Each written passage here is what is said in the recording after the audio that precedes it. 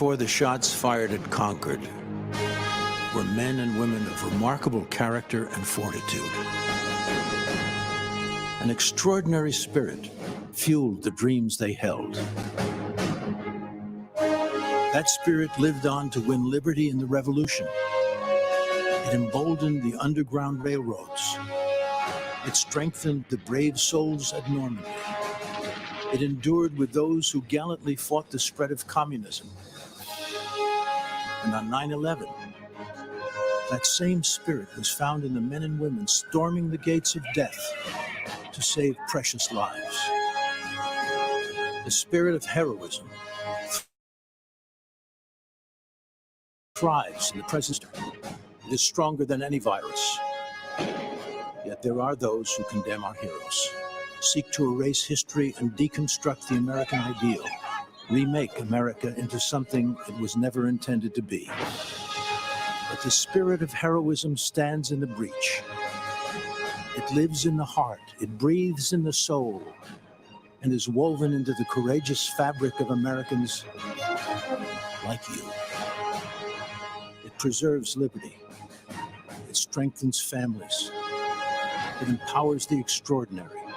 The spirit of heroism inspires us to act when others are in need, to do the right thing. Join us tonight. Dream heroic dreams. Celebrate America, land of the free, home of the brave.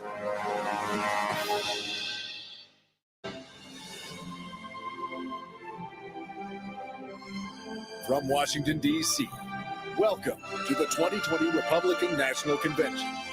Tonight, celebrating America as the land of heroes.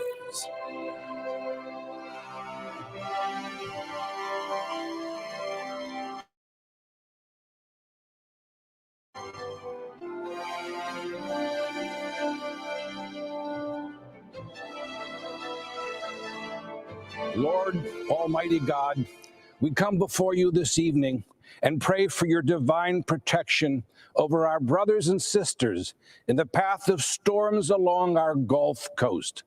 You are our rock and our shelter in the midst of the storms of life. You are the God who commands the winds and the waves, and we pray that you will provide refuge to our people.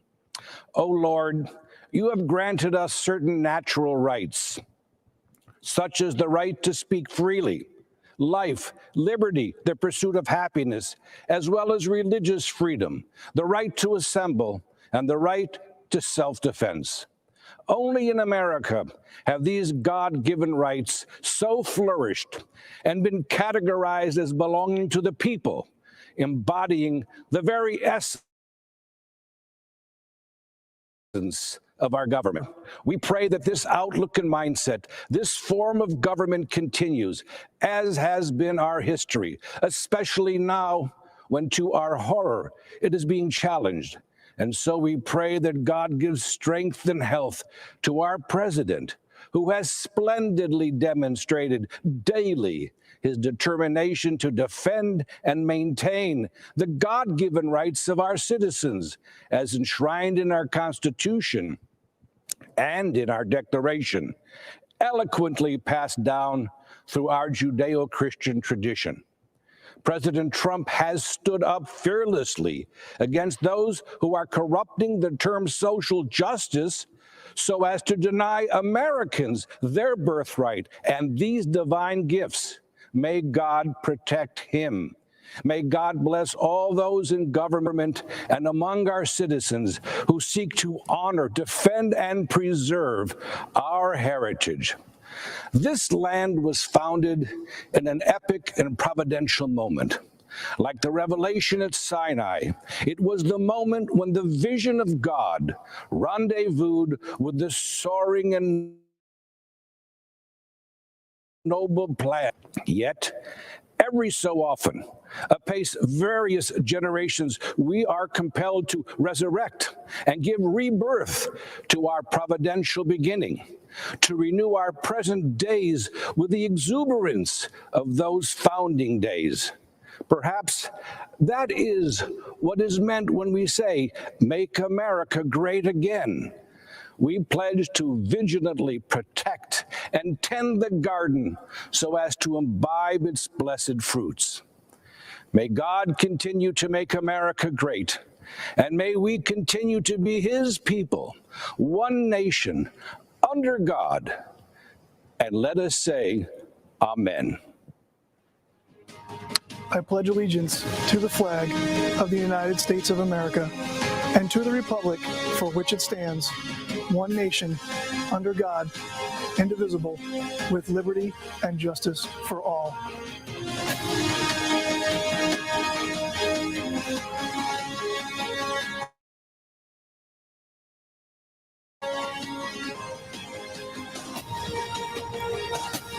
Good evening.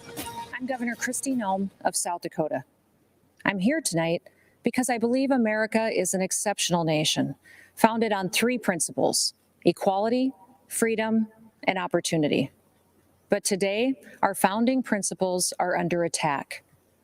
This year, the choice for Americans is between a man who values these ideals and all that can be built because of them, and a man who isn't guided by these ideals, and coincidentally, has built nothing. Remember, America's battle for independence and fight for self-governance was something that had never been done before. Men of great intellect and wisdom, like James Madison, the father of our Constitution, hoped our constitutional republic would last for ages, mitigate the problems that would naturally arise from political factions, and prevent tyranny. Madison also authored much of the Bill of Rights, because he understood increasingly encroach on the people's consent, and thus our freedom. He urged his colleagues to adopt these amendments to enshrine in our Constitution the ideals laid out in the Declaration of Independence, that all power comes from the people, that the government is created and ought to be exercised for the benefit of the people. Our Constitution guarantees the right to speak, to assemble, and to worship, the right to arm ourselves as a counterbalance to a standing army, and the right to a fair and equitable criminal justice system. We must fight to protect these foundational rights from government interference and indifference. America is unique in the world. Government's power at all levels is limited to the confines of our Constitution, which protects our God-given liberties and civil rights. We are not and will not be the subjects of an elite class of so-called experts. We, the people, are the government. Now, at times, our country has struggled to live up to our founding principles. Another great American, Abraham Lincoln, knew that struggle better than anybody. When he was just 28 years old, Honest Abe saw wild and furious passions worse than savage mobs, he said, taking the place of reasoned judgment. He was alarmed by the increase of the country. He was concerned for the people that had seen their property destroyed, their families attacked, and their lives threatened or even taken away. These good people were becoming tired of and disgusted with a government that offered them no protection. Sound familiar?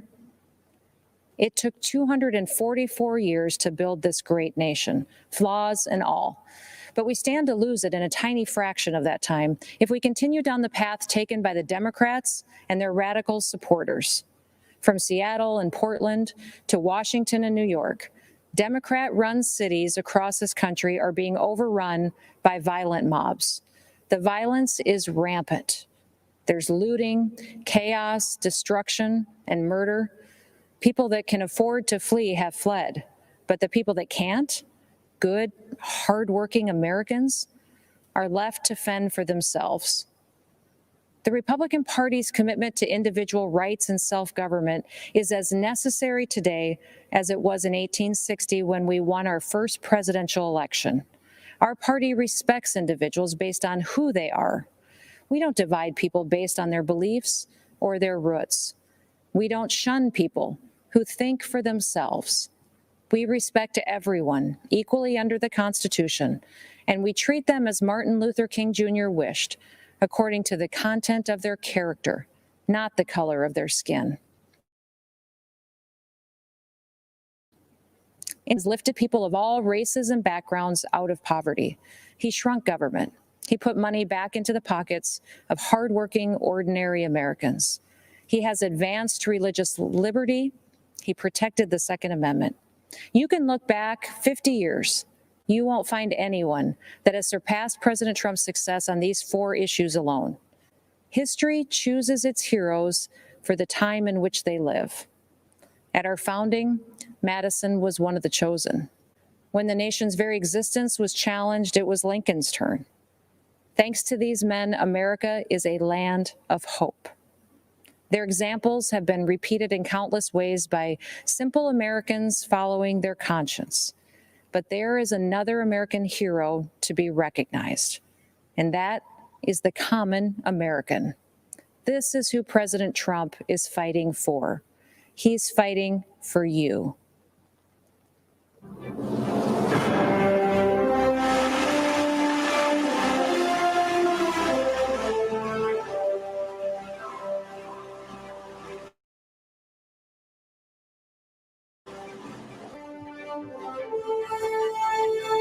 I'm Scott Dane.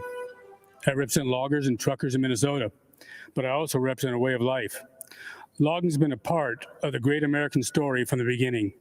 In fact, if you go to the Capitol Rotunda and look up, you can see loggers on one of the panels, New England settlers carving out a new world from the wilderness.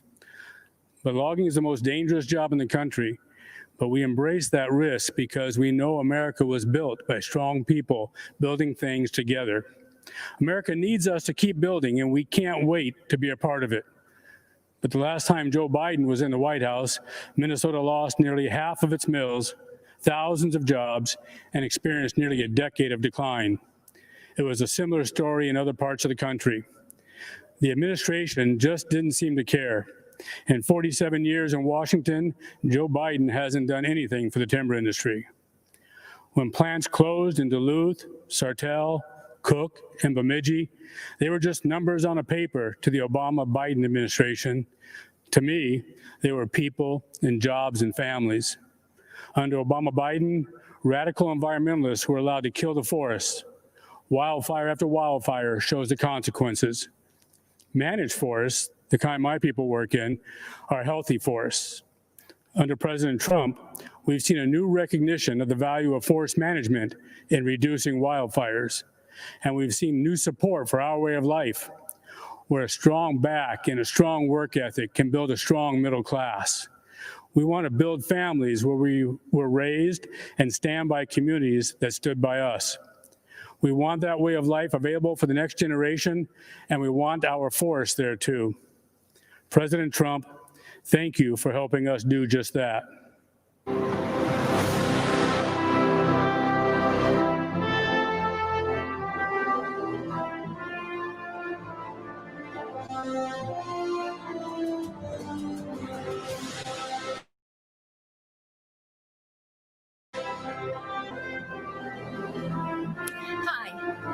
I'm U.S. Senator Marsha Blackburn from Tennessee.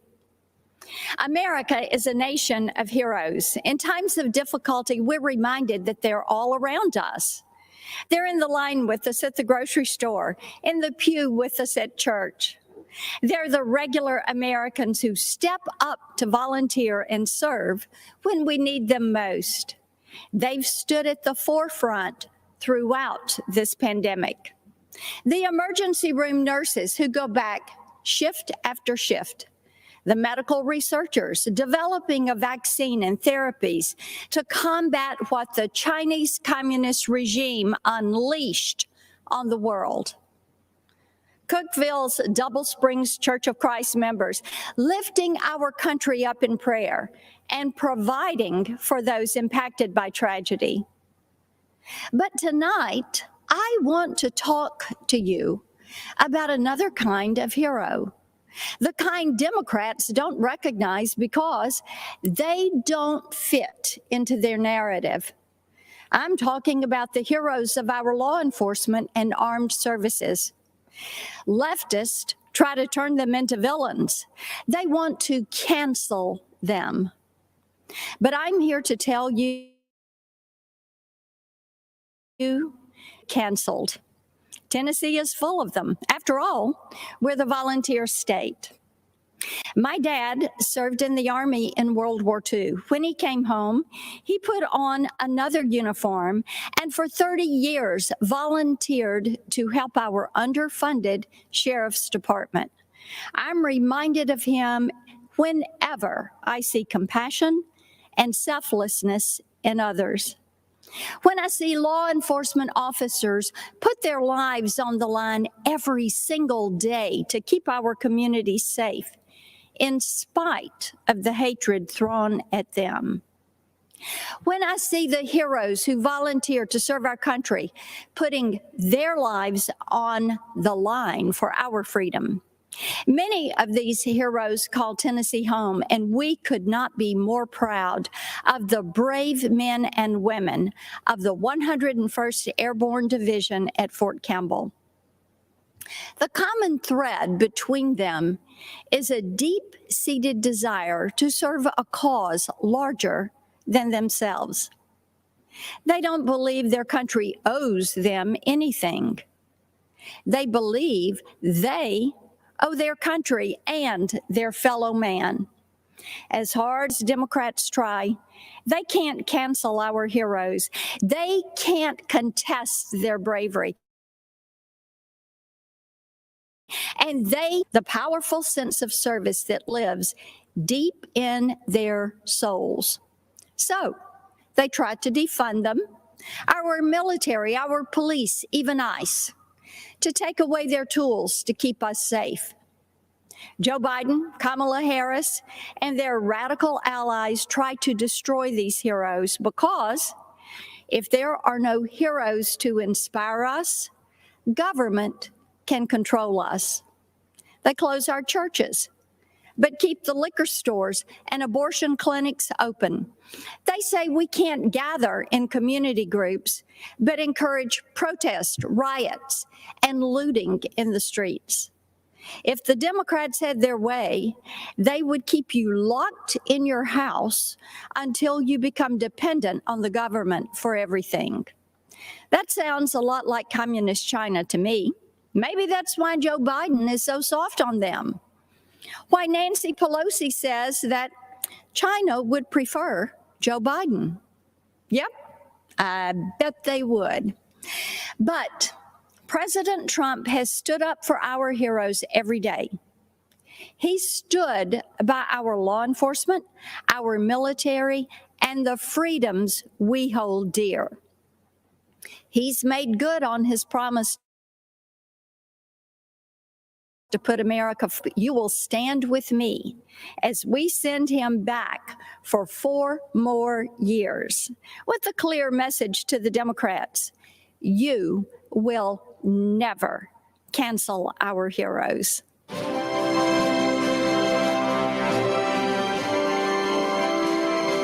Hi, I'm Congressman Dan Crenshaw. 8 years ago in the fields of Helmand Province, Afghanistan, close friend and teammate laid down cover fire against Taliban insurgents so that I could walk, blind and bloodied, to the medevac helicopter and survive. But he didn't. Dave Warson was killed 2 months later. He died a hero to this great country. Here's the truth about America. We are a country of heroes. I believe that. So should you. We are a people with a common set of ideals conceived in liberty. People that have sacrificed time and again for our freedom and the freedom of others. That's something no other country ever, anywhere can claim. It's close. Some of them saved my life. Some of them saved many others' lives. Many of them never made it home. These heroes acted as if the whole struggle depended on them alone, as if any weakness on their part would be a reflection of the whole nation. That's called duty.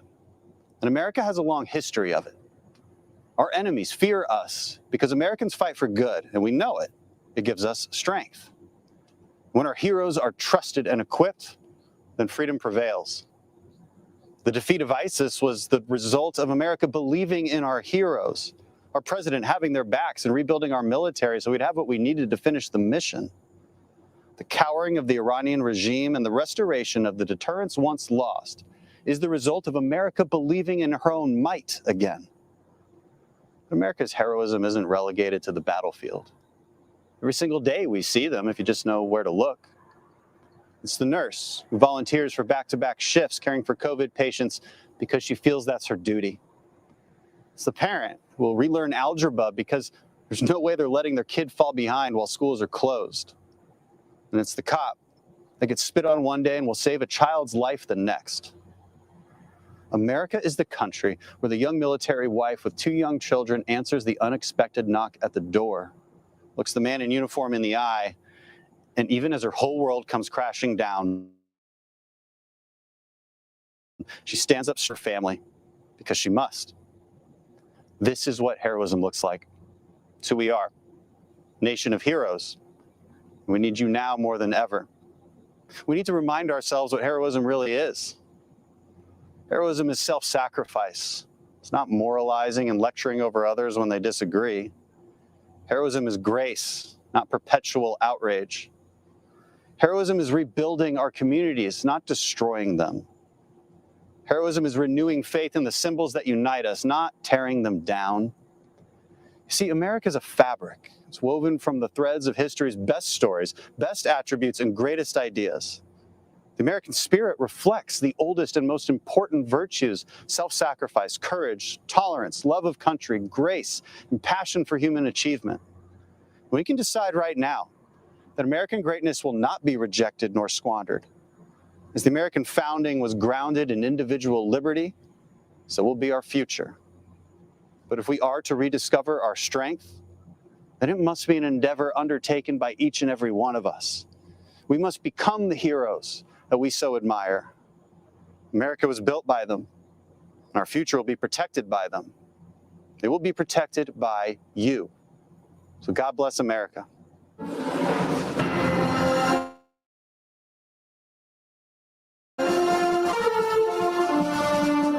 Good evening. I'm retired Lieutenant General Keith Kellogg. In 1967, at the age of 22, I volunteered to serve my country in Vietnam.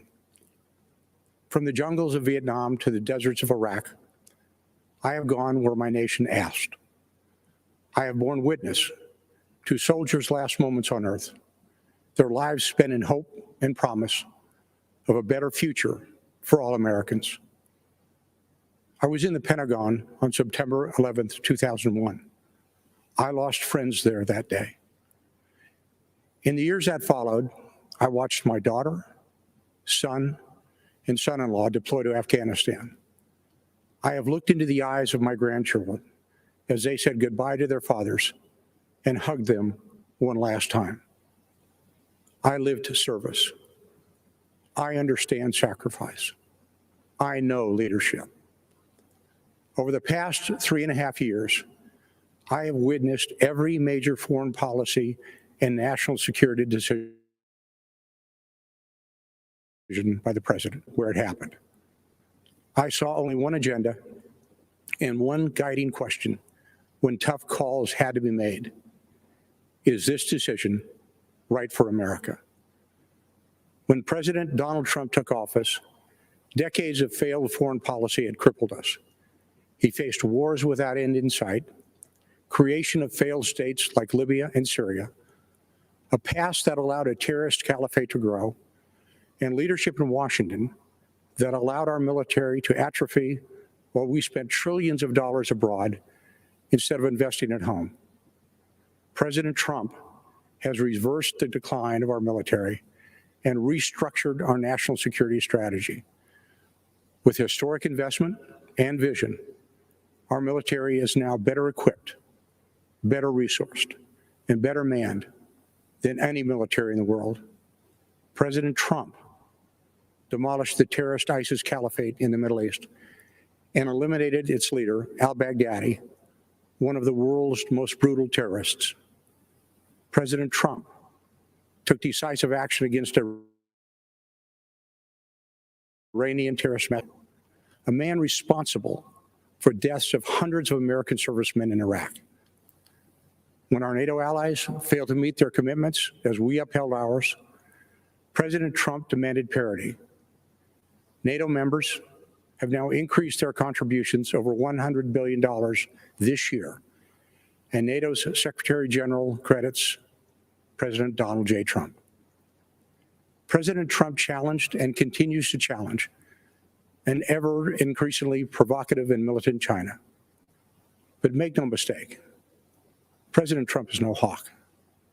He wisely wields the sword when required, but believes in seeking peace instead of perpetual conflict.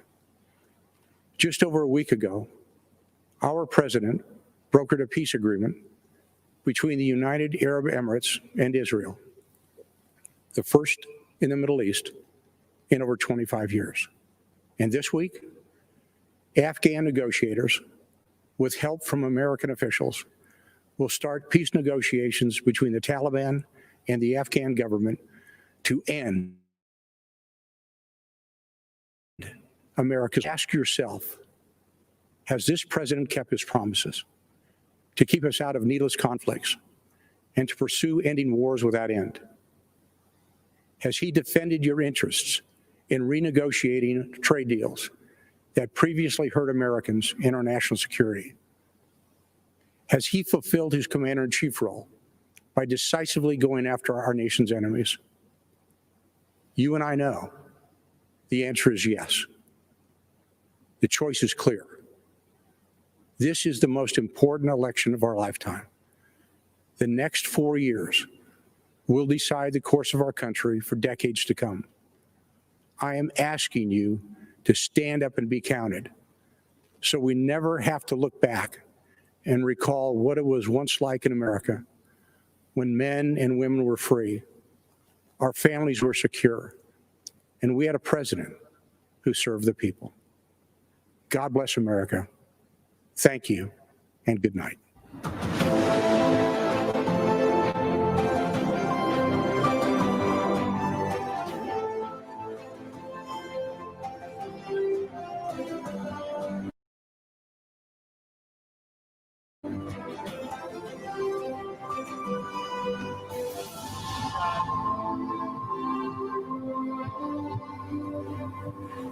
Good evening. My name is Tara Myers. Tonight, I am here as a wife and mother to share how education freedom has personally impacted my family, especially the life of my son, Samuel. Before Samuel was even born, I was told his life wouldn't be worth living. When early tests revealed he had Down syndrome, our doctor encouraged me to terminate the pregnancy.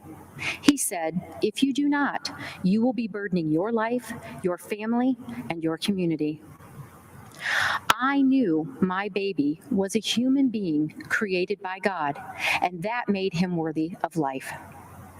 I am thankful that President Trump values the life of the unborn. When we went to register Samuel for kindergarten, we were told to just put him where he would be comfortable. Don't stress him out by trying to teach him. His neighborhood school with his sisters, we were told, just go home and let us do what we do. When I inquired about functional learning, I was told, this is all you get, like it or not. Well, I did not like it. One size did not fit all. So I helped fight to pass legislation in Ohio for a special needs scholarship so that all students could choose the right program for their needs. I worked to start a new functional learning program at our local private school. Finally, Samuel had an appropriate place to learn. Last December, Samuel was invited to the White House to meet our president and share his thoughts on education freedom. He said, "School choice helped my dreams come true. My school taught me the way I learn best. I was able to fit in. I made many friends. I became a part of my community. My teachers helped me become the best I can be." President Trump shook my hand and said, "Wonderful job, Mom. Your son is amazing." Unlike the doctor who told me to end Samuel's life before it even began, President Trump did not dismiss my son. He showed Samuel he valued him and pushed. President Trump gave Samuel an equal seat at the table. I would like to extend my thanks to President Trump and his administration for their work towards making every student's dream of a meaningful education a reality, and for fighting to ensure every child in America has an equal seat at the table of education freedom and an equal opportunity in life. Thank you, and may God bless America.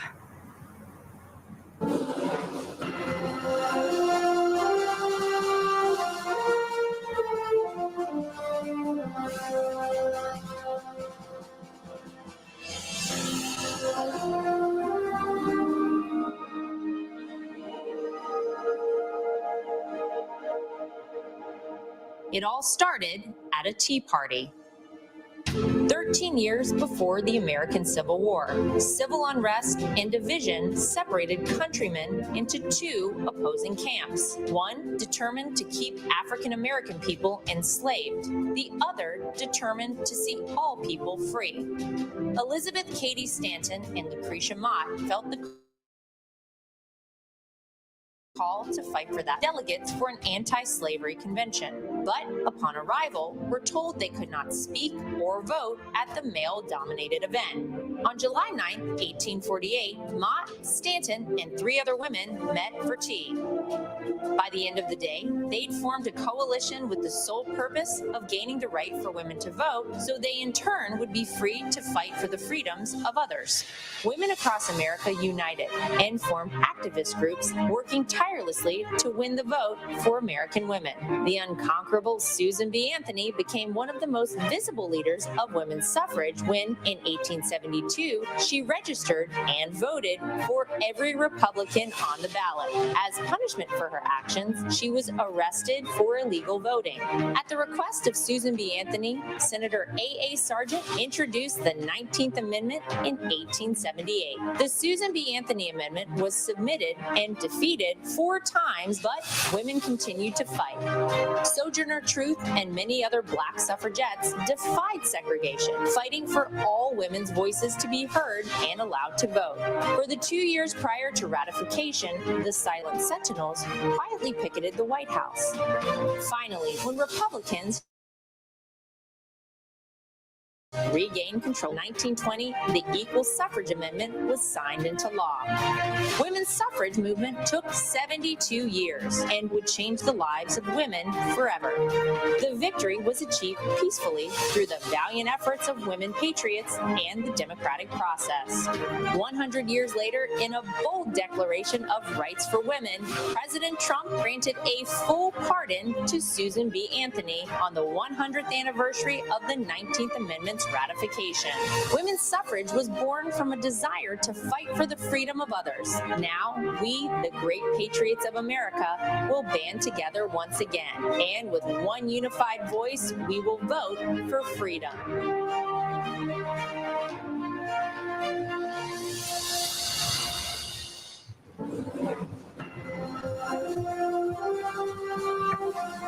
I'm Kayleigh McEnany. You may know me as a supporter of President Trump, but tonight I'm here to share with you how he supported me, both as a new mom and as an American with a pre-existing condition. When I was 21 years old, I got a call that changed my life. It was my doctor informing me that I had tested positive for the BRCA2 genetic mutation that put my chances of breast cancer at 84%. It was the same mutation that my mom had, compelling her to get a preventative double mastectomy, removing her breast tissue, but protecting her from a disease that has taken far too many of our mothers, our sisters, our friends. In my family, 8 women alone were diagnosed with breast cancer, several in their young 20s. I now faced the same prospect.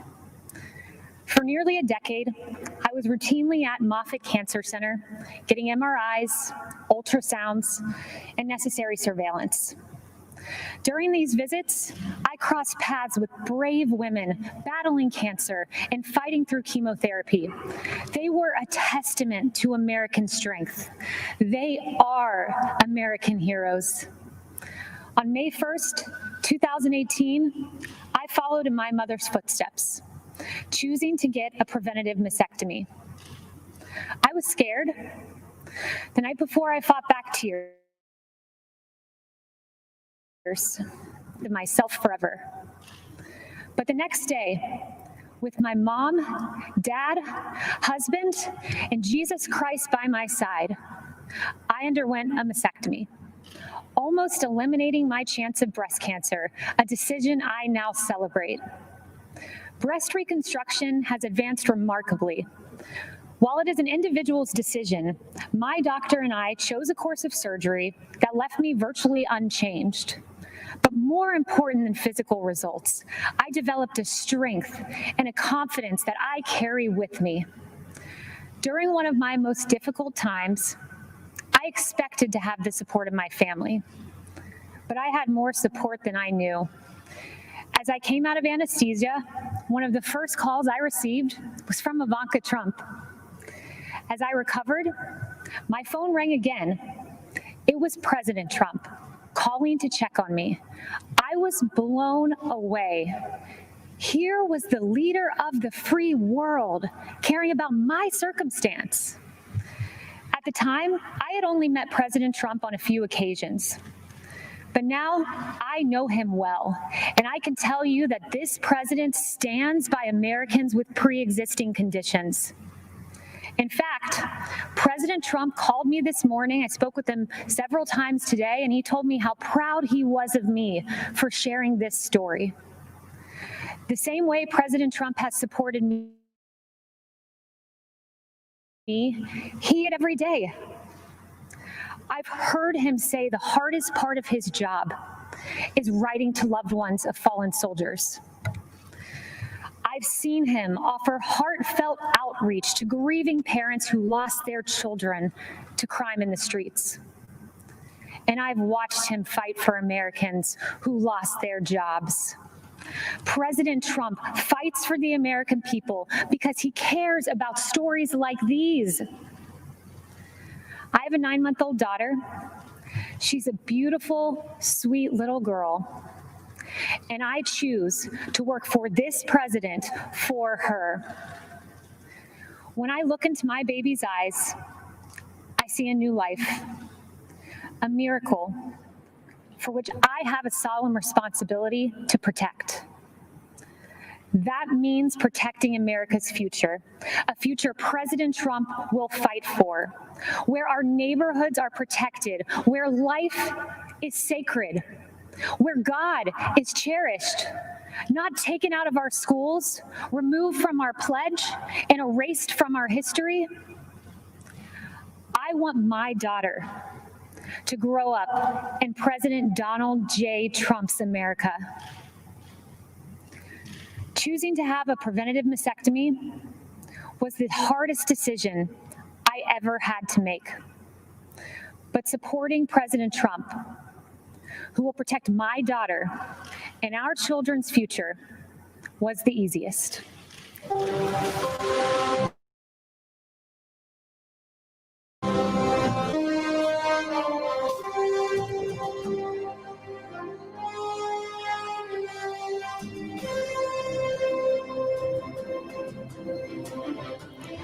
Good evening.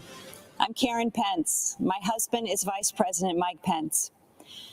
100 years ago today, the 19th Amendment was adopted into the United States Constitution, guaranteeing women the right to vote.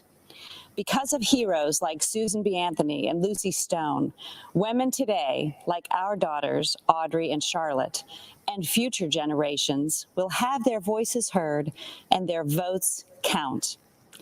The women's suffrage movement was the gateway that led to women having the opportunities to achieve monumental milestones and accomplish significant achievements in both civic and governmental roles. This evening, we look at heroes in our land. As Second Lady of the United States for the past 3.5 years, I have had the honor of meeting many heroes across this great country. The Pences are a military family. Our son Michael serves in the United States Marines, and our son-in-law Henry serves in the U.S. Navy. And one of my key initiatives is to elevate and encourage these men and women, like our daughter Charlotte and our daughter-in-law Sarah, are the home front heroes. I have been privileged to hear so many stories of selfless support, volunteer spirit, and great contributions to the armed forces and our communities. You know, military spouses may experience frequent moves and job changes, periods of being a single parent while their loved one is deployed, all while exhibiting pride, strength, and determination, and being a part of something bigger than themselves. To all of the military spouses, thank you. President Trump and Vice President Pence have been supporting our United States Armed Forces, including our military families, on a significant scale. While traveling throughout our nation to educate military spouses about policy solutions that President Trump has promoted involving real, tangible progress in military spouse employment, I have been inspired to meet heroes like Lisa Bradley and Cameron Cruz. These military spouses are Riveter, named after the Rosie the Riveter campaign used to recruit women workers during World War II. Our Riveter makes beautiful handbags designed and manufactured exclusively by military spouses. And many of those spouses live all over the country.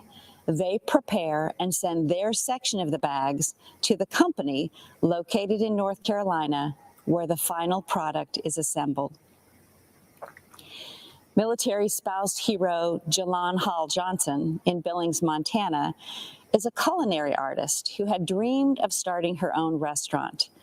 Working with the Small Business Administration's Development Center, Jalon started her restaurant, The Sassy Biscuit, and she just opened a second restaurant in Dover, New Hampshire. And as the second lady, I've also been able to bring awareness to a form of therapy for our heroic veterans suffering from PTSD. Art therapy, facilitated by a professional art therapist, is especially effective with post-traumatic stress disorder. Master Gunnery Sergeant Chris Stowe, a Marine veteran I met in Tampa, who deployed for combat in Iraq and Afghanistan, said nothing had helped him deal with the trauma from his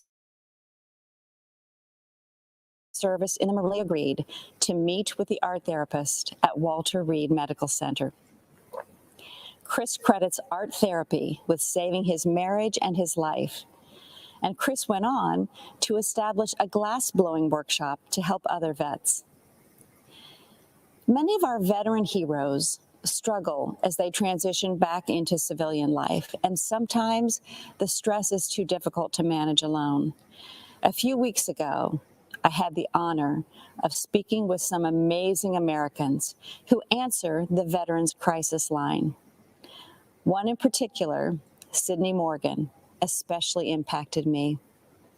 A veteran herself, Sydney said it is the highest honor of her life until they physically walk into a clinic to receive help they deserve, and she can pass their hand to someone ready to help. In these difficult times, we've all seen so many examples of everyday Americans reaching out a hand to those in need, those who, in humility, have considered others more important than themselves. We've seen healthcare workers, teachers, first responders, mental health providers, law enforcement officers, grocery and delivery workers, and farmers, and so many others. Heroes all. 100 years ago, women secured the right to vote. So let's vote, America. Let's honor our heroes. Let's reelect President Trump and Vice President Pence for 4 more years. God bless our heroes, and God bless the United States. We hold these truths to be self-evident: that all men are created equal, that they are endowed by their Creator with certain unalienable rights, that among these are life, liberty, and the pursuit of happiness. Good evening. I'm Kellyanne Conway. 100 years ago, courageous warriors helped women secure the right to vote. This has been a century worth celebrating, but also a reminder that our democracy is young and fragile. A woman in a leadership role can still seem novel. Not so for President Trump. For decades, he has elevated women to senior positions in business and in government. He confides in and consults us, respects our opinions, and insists that we are on equal footing with the men. President Trump helped me shatter a barrier in the world of politics by empowering me to manage his campaign to its successful conclusion. With the help of millions of Americans, the naysayers, the conventional wisdom, and we won. For many of us, women's empowerment is not a slogan. It comes not from strangers on social media or sanitized language in a corporate handbook. It comes from the everyday heroes who nurture us, who shape us, and who believe in us. I was raised in a household of all women. They were self-reliant and resilient. Their lives were not easy, but they never complained. Money was tight, but we had an abundance of what mattered most: family, faith, and freedom. I learned that in America, limited means does not make for limited dreams. The promise of America belongs to us all. This is a land of inventors and innovators, of entrepreneurs and educators, of pioneers and parents, each contributing to the success and the future of a great nation and her people. These everyday heroes: the teacher who took extra time to help students adjust to months of virtual learning, the nurse who finished a 12-hour COVID shift and then took a brief break only to change her mask, gown, and gloves to do it all over again, the small business owner striving to reopen after the lockdown was lifted, and then again after her store was vandalized and looted, the single mom with 2 kids, 2 jobs, 2 commutes, who 10 years after that empty promise finally has health insurance. President Trump and Vice President Pence have lifted Americans, provided them with dignity, opportunity, and results. I have seen firsthand many times the president comforting and encouraging a child who has lost a parent who has lost a child, a worker who lost his job, an adolescent who lost her way to drugs. Don't lose hope, he has told them, assuring them that they are not alone and that they matter. There always will be people who have far more than us. Our responsibility is to focus on those who have far less than us. President Trump has done precisely that in taking unprecedented action to combat this nation's drug crisis. He told me, "This is so important, Kellyanne. So many lives have been ruined by addiction and will never even know it because people are ashamed to reach out for help, and they're not even sure who to turn to in their toughest hour." Rather than look the other way, President Trump stared directly at this drug crisis next door, and through landmark bipartisan legislation has helped secure historic investments in surveillance, interdiction, education, prevention, treatment, and recovery. We have a long way to go. But the political inertia and the silence and the stigma that prevents people in need from coming forward is melting away. This is the man I know and the president we need for 4 more years. He picks the toughest fights, and tackles the most complex problems. He has stood by me, and he will stand up for you. In honor of the women who empowered me and for the future of the children we all cherish, thank you, and God bless you always.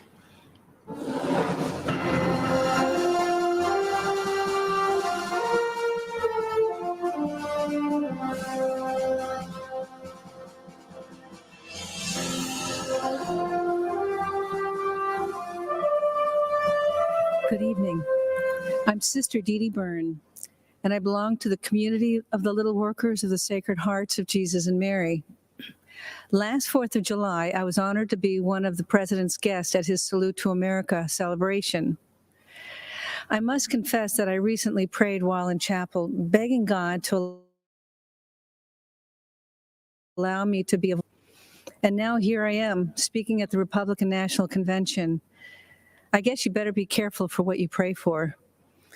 My journey to religious life was not a traditional route, if there is such a thing. In 1978, as a medical school student at Georgetown University, I joined the Army to help pay for my tuition and ended up devoting 29 years to the military, serving as a doctor and a surgeon in places like Afghanistan and Egypt's Sinai Peninsula. After much prayer and contemplation, I entered my religious order in 2002, working to serve the poor and the sick in Haiti, Sudan, Kenya, Iraq, and in Washington, D.C. Humility is at the foundation of our order, which makes it very difficult to talk about myself. But I can speak about my experience working for those fleeing war-torn and impoverished countries all around the world. Those refugees, they have been all marginalized, viewed as insignificant, powerless, and voiceless. And while we tend to think of the marginalized as living beyond our borders, the truth is the largest marginalized group in the world can be found here in the United States. They are the unborn. As Christians, we first met Jesus as a stirring embryo in the womb of an unwed mother and saw him born 9 months later in the poverty of the cave. It's no coincidence that Jesus stood up for what was just and was ultimately crucified because what he said wasn't politically correct or fashionable. As followers of Christ, we are called to stand up for life against the politically correct or fashionable of today. We must fight against a legislative agenda that supports and even celebrates destroying life in the womb. Keep in mind, the laws we create define how we see our humanity. And we must ask ourselves, what are we saying when we go into a womb and snuff out an innocent, powerless, voiceless life? As a physician, I can say without hesitation, life begins at conception. Difficult for some to hear. I'm saying it because I'm not just pro-life, I'm pro-eternal life, and I want all of us to end up in heaven together someday. Which brings me to why I'm here today. Donald Trump is the most pro-life president that this nation has ever had, defending life at all stages. His belief in the sanctity of life transcends politics. President Trump will stand up against Biden-Harris, who are the most anti-life presidential ticket ever, even supporting the horrors of late-term abortion and infanticide.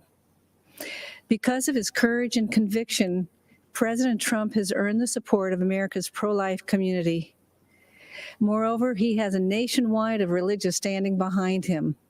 You'll find us here with our weapon of choice, the rosary. So thank you, Mr. President. We are all praying for you.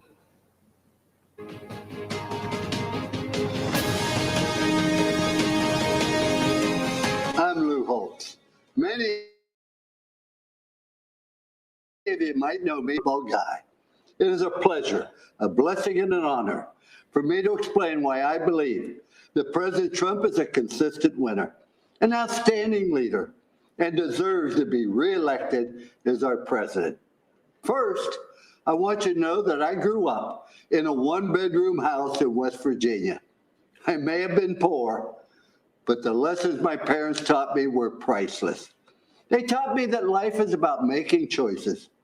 Wherever you are, good or bad, don't blame anyone else. Go get an education, get to work.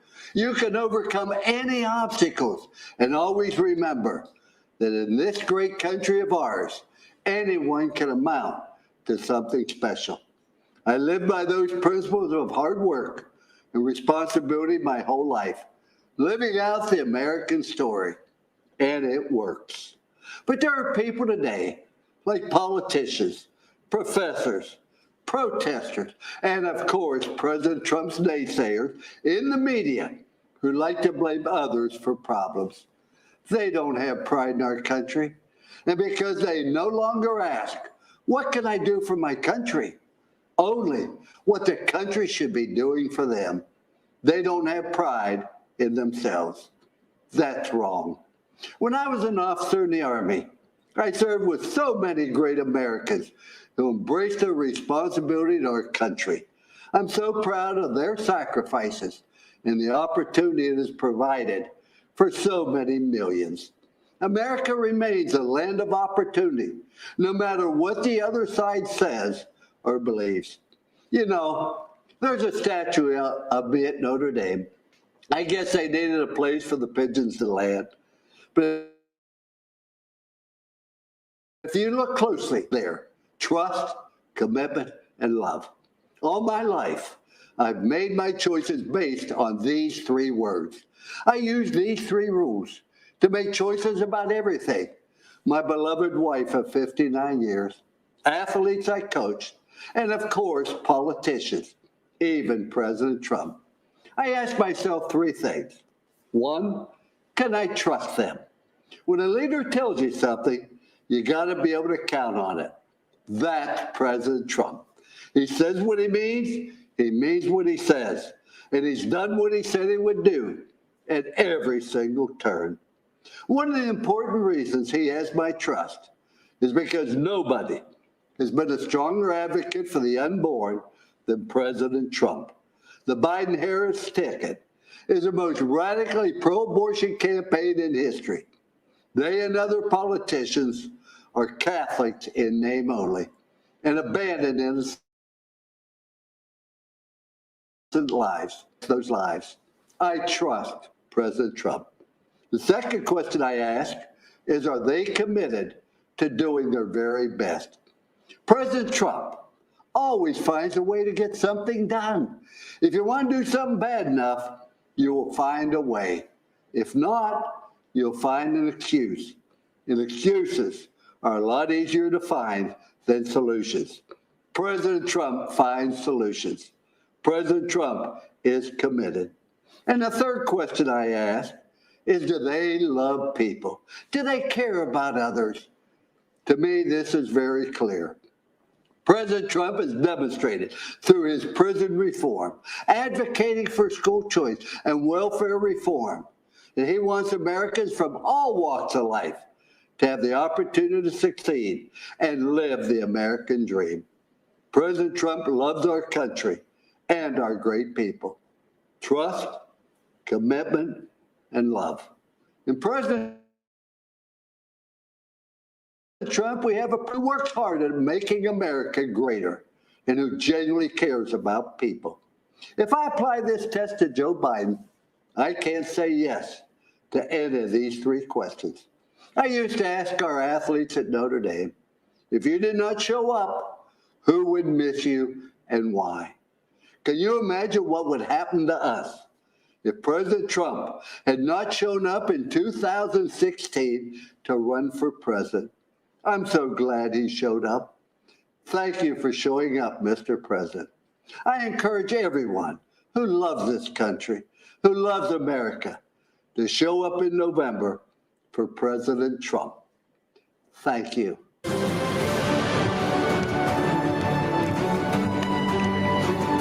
Hi, I'm Michael McHale, but my friends call me Mick.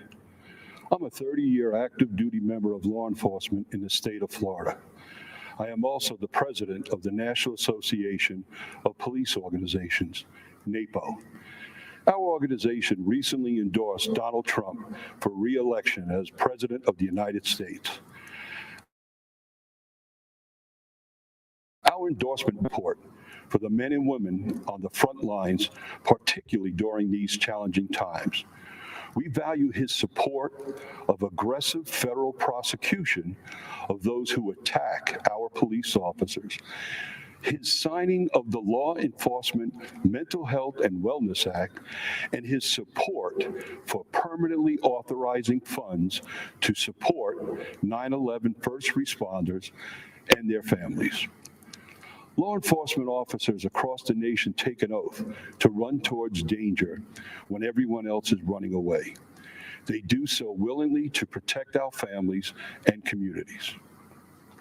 I'm proud that the overwhelming majority of American police officers are the best of the best and put their lives on the line without hesitation. And good officers need to know their elected leaders and the department brass have their backs. Unfortunately, chaos results when failed officials in cities like Portland, Minneapolis, Chicago, and New York may not to support law enforcement. Shootings, murders, looting, and rioting occur unabated. The violence and bloodshed we are seeing in these and other cities isn't happening by chance. It's the direct result of refusing to allow law enforcement to protect our communities. Joe Biden has turned his candidacy over to the far left anti-law enforcement radicals. And as a senator, Kamala Harris pushed to further restrict police, cut their training, and make our American communities and streets even more dangerous than they already are. Conversely, President Trump supports the creation of a national standard for training on de-escalation and communication to give officers more tools to resolve conflict without violence. The differences between Trump, Pence, and Biden-Harris are crystal clear. Your choices are the most pro-law enforcement president we've ever had, or the most radical. We invite those who value the safety of their family and loved ones to join the hundreds of thousands of members of the National Association of Police Organizations and support the re-election of President Donald J. Trump. Thank you, and God bless America.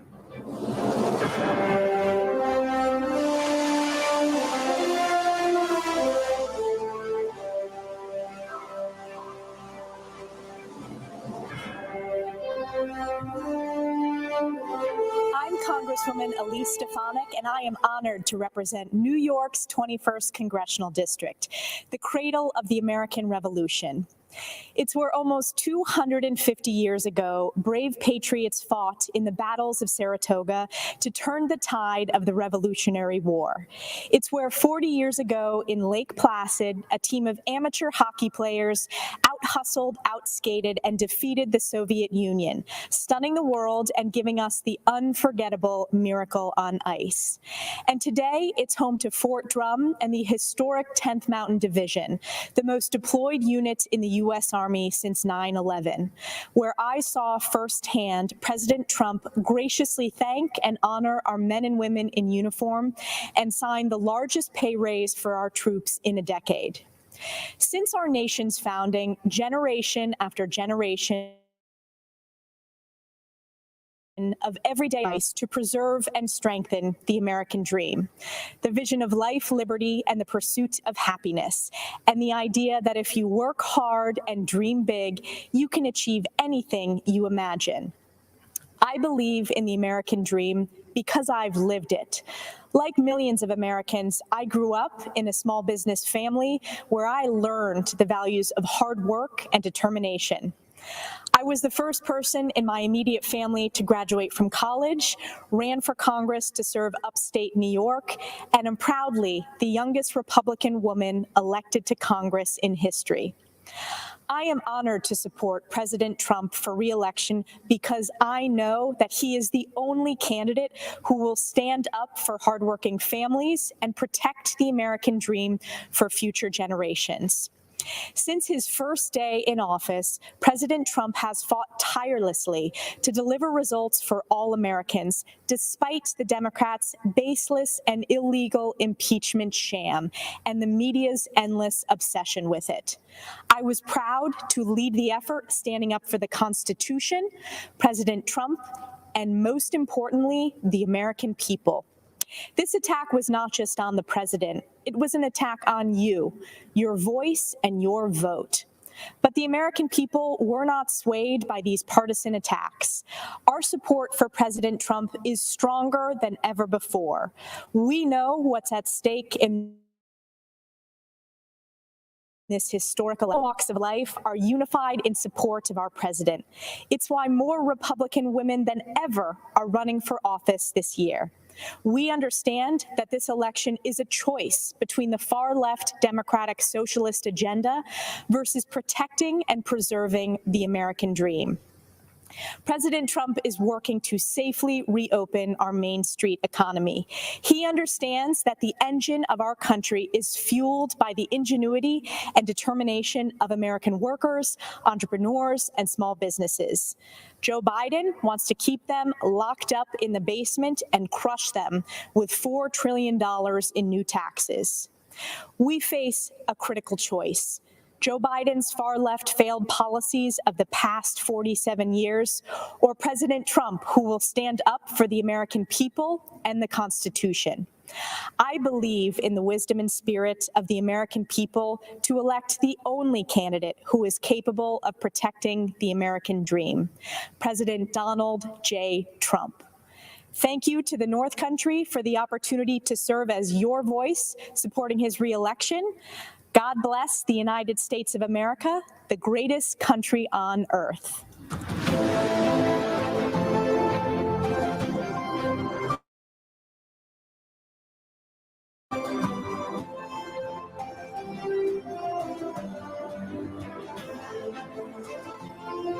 Good evening. I'm Madison Cawthorn, and I'm running to represent North Carolina's 11th Congressional District. This is a time of great adversity for our country, and I know something about adversity. At 18 years old, I was in a horrific car accident that's left me paralyzed from the waist down. Instantly, my hopes and dreams were seemingly destroyed. I was given a 1% chance of surviving, but thanks to the power of prayer, a very loving community, and many skilled doctors, I made it. It took me over a year to recover. My first public outing in a wheelchair was to a professional baseball game. You know, before my accident, I was 6'3". I stood out in the crowd. But as I wheeled through the stadium, I felt invisible. At 20, I thought about giving up. However, I knew I could still make a difference. You know, my accident has given me new eyes to see and new ears to hear. God protected my mind and my ability to speak. So I say to people who feel forgotten, ignored, and invisible, I see you. I hear you. Choice. In 2020, our country has a choice. We can give up on the American idea, or we can work together to make our imperfect union more perfect. I choose to fight for the future, to seize the high ground and retake the shining city on a hill. While the radical left wants to dismantle, defund, and destroy, Republicans, under President Trump's leadership, want to rebuild, restore, and renew. I just turned 25. When I'm elected this November, I'll be the youngest member of Congress in over 200 years. And if you don't think young people can change the world, then you just don't know American history. George Washington was 21 when he received his first military commission. Abe Lincoln, 22 when he first ran for office. And my personal favorite, James Madison, was just 25 years old when he signed the Declaration of Independence. In times of peril, young people have stepped up and saved this country, abroad and at home. We held the line, scaled the cliffs, crossed oceans, liberated camps, and cracked codes.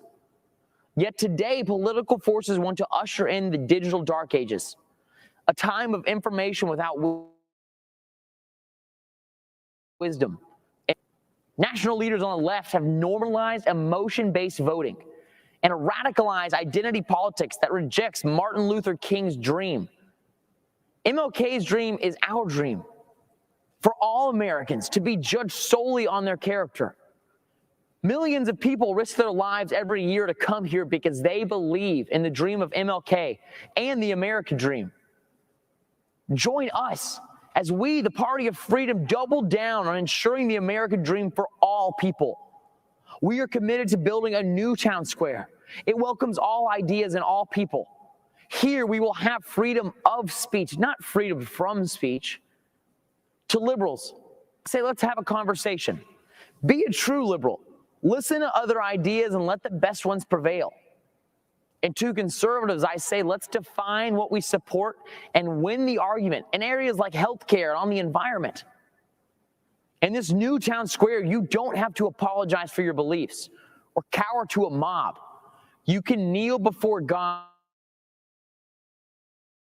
but stand. An idea my ancestors fought for during the Revolutionary War is just as exciting and revolutionary today as it was 250 years ago. I say to Americans who love our country, young and old, be a radical for freedom. Be a radical for liberty. And be a radical for our republic, for which I stand, one nation under God, with liberty and justice for all. Thank you, and may God bless America.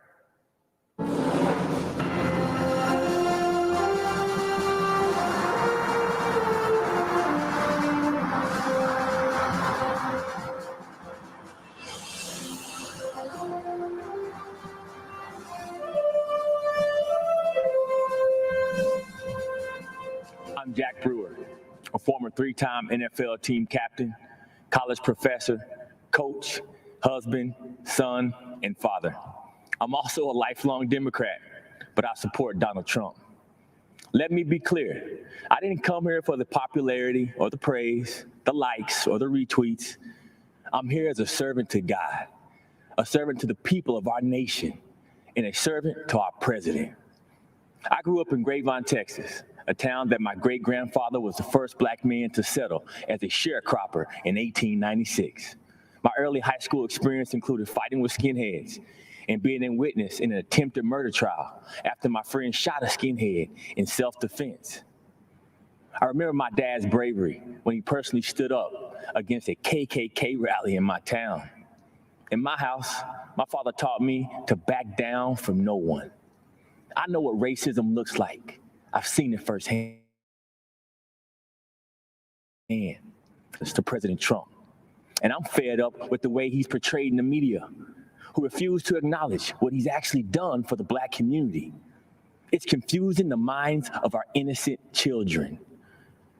Before I left to come deliver this message, my energetic 8-year-old son, Jackson, stopped me and said, "Dad, can you please just tell everyone that all lives need to matter and that God loves everyone?"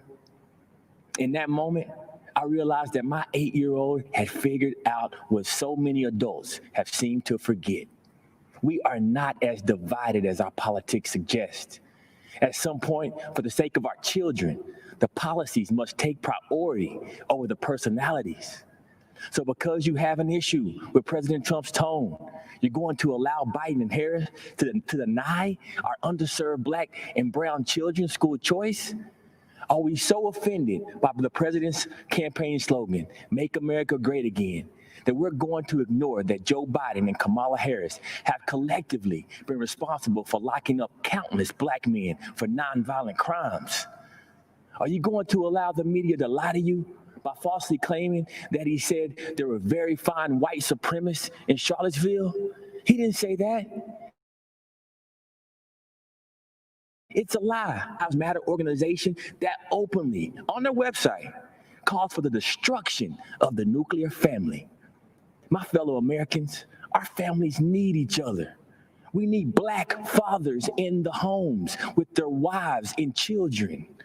The future of our communities depend on it. I'm blessed to be able to run inner city youth programs and to also teach in prisons across America. The inmates in my federal prison program literally receive days off their sentence just for attending my class. And that's thanks to President Donald Trump and his First Step Act. President Trump cared about these Americans and their families, even when so many others had left them behind and had written them off. I'm forever grateful for President Trump for that. He endures relentless attacks, and so do many of us, like myself, who support him. But my mama always told me, when the Lord starts blessing, the devil starts messing. This convention marks a time to celebrate our history. Republicans are the party that freed the slaves and the party that put the first black men and women in Congress. It's the party of Frederick Douglass and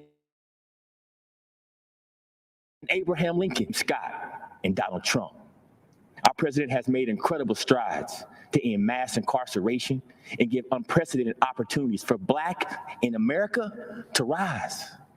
America, let this election be a call for all God's people who are called by his name to humble ourselves and pray together and to seek his face and to turn from our wicked ways.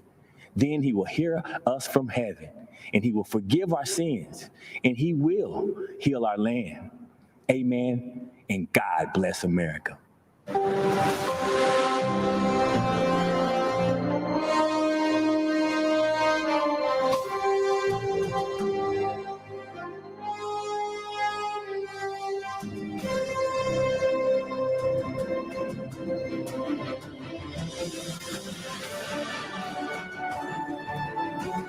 Greetings.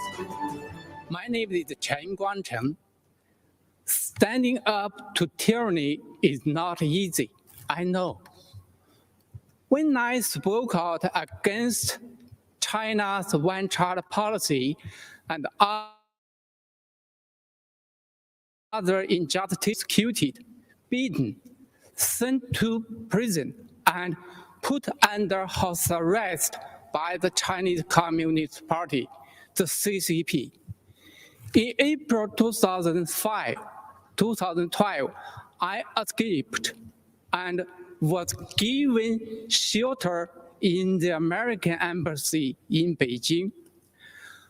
I'm forever grateful to the American people for welcoming me and my family to the United States, where we are now free.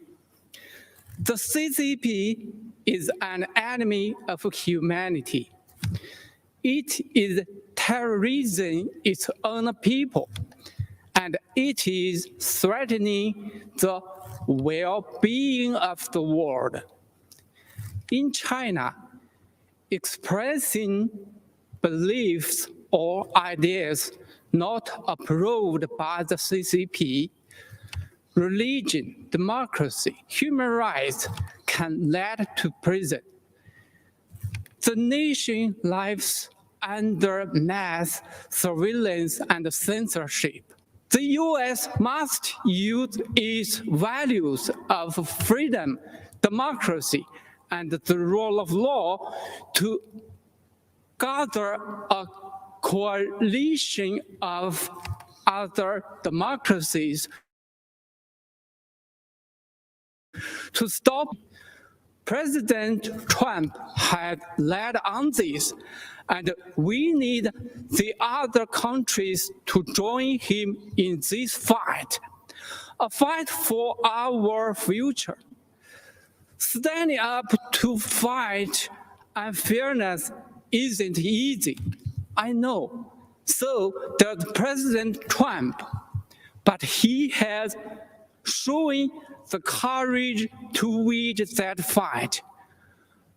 We need to support, vote, and fight for President Trump for the sake of the world.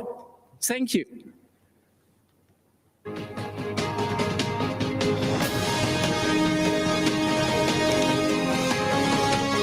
I'm Congressman Lee Zeldin. Tonight, as we celebrate America as a land of heroes, I'm here at a VFW Post of Heroes in West Hampton Beach, New York. I've seen amazing Americans in action, raised in a law enforcement family, deployed to Iraq as an 82nd serving today in the Army Reserve. My generation of post 9/11 veterans has huge shoes to fill, following our greatest generation that fought tyranny and saved the world. All over our country, everyday heroes serve and sacrifice for the greater good. Farmers, truckers, craftsmen, these heroes keep America running, and President Trump fights for them every day. This year, we've especially relied on one particular group of heroes, frontline medical workers. My twin daughters, Michaela and Ariana, were born over 14 weeks early. They weighed just 1.5 pounds. At 2 weeks, Michaela went into septic shock, had a stroke, and underwent brain surgery, leaving 1/3 of the left side of her brain a hole. Her doctors didn't believe Michaela would survive, fearing dire permanent consequences even if she did. Through the miracles of modern medicine, power of prayer, and her will to live, my daughters are now starting high school and doing great, with no long-term effects from those frightful months in the NICU. So when I learned I was depleted, I immediately thought of those healthcare workers who saved my baby girls. Jared Kushner and I were on the phone late into that Saturday night. The very next day, President Trump announced he was sending us 200,000 N95 masks. He actually delivered almost 400,000. That number quickly grew to 1.2 million masks, gowns, and more. The president sent thousands of ventilators to New York. He deployed the USS Comfort and converted the Javits Center to a field hospital. His administration authorized our lab testing requests at blinding speed. During a once-in-a-century pandemic, an unforeseeable crisis sent to us from a faraway land, the president's effort for New York was phenomenal. For our nation to emerge even stronger, more prosperous, freer, and more secure than ever, to make our country, we must re-elect President Trump. We are the land of the free because of the brave. And we are the land of opportunity because we have a president who wants to empower the best of who we are to be the best of what we can be. There's never been a nation greater than ours, never a people more resilient than ours, and never a future for America more promising than ours right now. Keeping America great is up to us, and losing is not an option. Very proud to have President Trump in office here. He's the best we've ever had. He's done the most for any president ever has done. He's always there trying to take care of veterans, giving veterans what they need. The turnaround times have increased since Trump has taken over. You had to fight 15 years for benefits, but once he came into office, you had like 90 days. You turned your paperwork in, at least you had some kind of answer. I waited months for a signature on a piece of paper to get a prosthetic leg fixed, and now it's a lot better turnaround. But before, it was 5-year waiting process to appeal. We have to wait for benefits. I waited 20 years to file. Rapidly was approved for medical, and then turned right around and got disability. I was thinking it was going to be several years worth of waiting to hear. He's accomplished a lot in 3.5 years, and it helps the American people, and he has done a lot for veterans, for the middle class. I chose to serve my country. If I could do it, I would do it all over again, especially for this president. I mean, he's the kind of president you'd run through a brick wall if he asked you to. Went through many presidents, but this one I can say is the best president we've ever had and ever will have, I believe.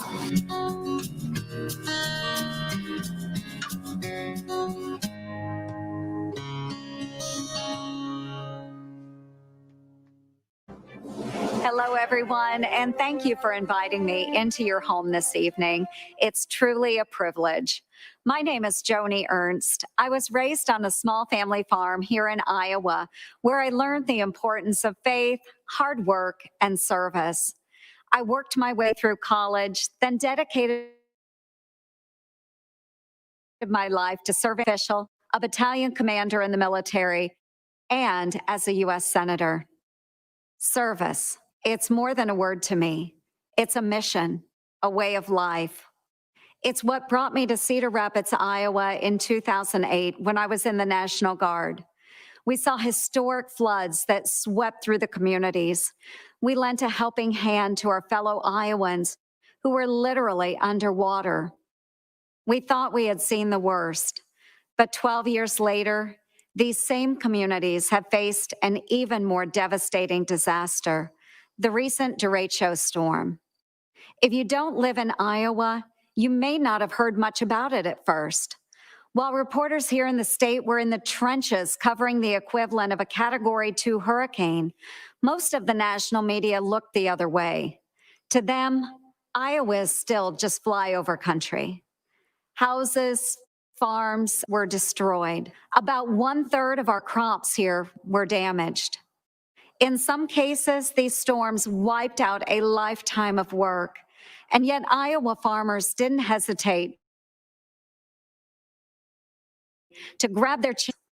Our farmers live every day with that sense of service, the stewards of the land, the ones who feed and fuel the world. President Trump quickly signed an emergency declaration for Iowa to provide relief. And of course, when President Trump came to Cedar Rapids, the national media finally did too. For years, I've worked closely with the president for farmers in Iowa and across the country. We scrapped Obama and Biden's punishing waters of the United States rule, which would have regulated about 97% of land in Iowa, in some cases, even puddles. It would have been a nightmare for farmers. The president delivered on major trade deals with Japan and the United States-Mexico-Canada agreement. And he implemented the sale of E15 fuel year-round. That means more choices for you at the pump and more jobs for farmers in the heartland. This is something the Obama-Biden administration failed to do in 8 years. In fact, I can't recall an administration more hostile to farmers than Obama-Biden, unless you count the Biden-Harris ticket. The Democratic Party of Joe Biden is pushing this so-called Green New Deal. If given power, they would essentially ban animal agriculture and eliminate gas-powered cars. It would destroy the agriculture industry, not just here in Iowa, but throughout the country. When the pandemic hit, President Trump heard us in our call for assistance for our farmers. Knowing we have an ally in the White House is important. Folks, this election is a choice between two very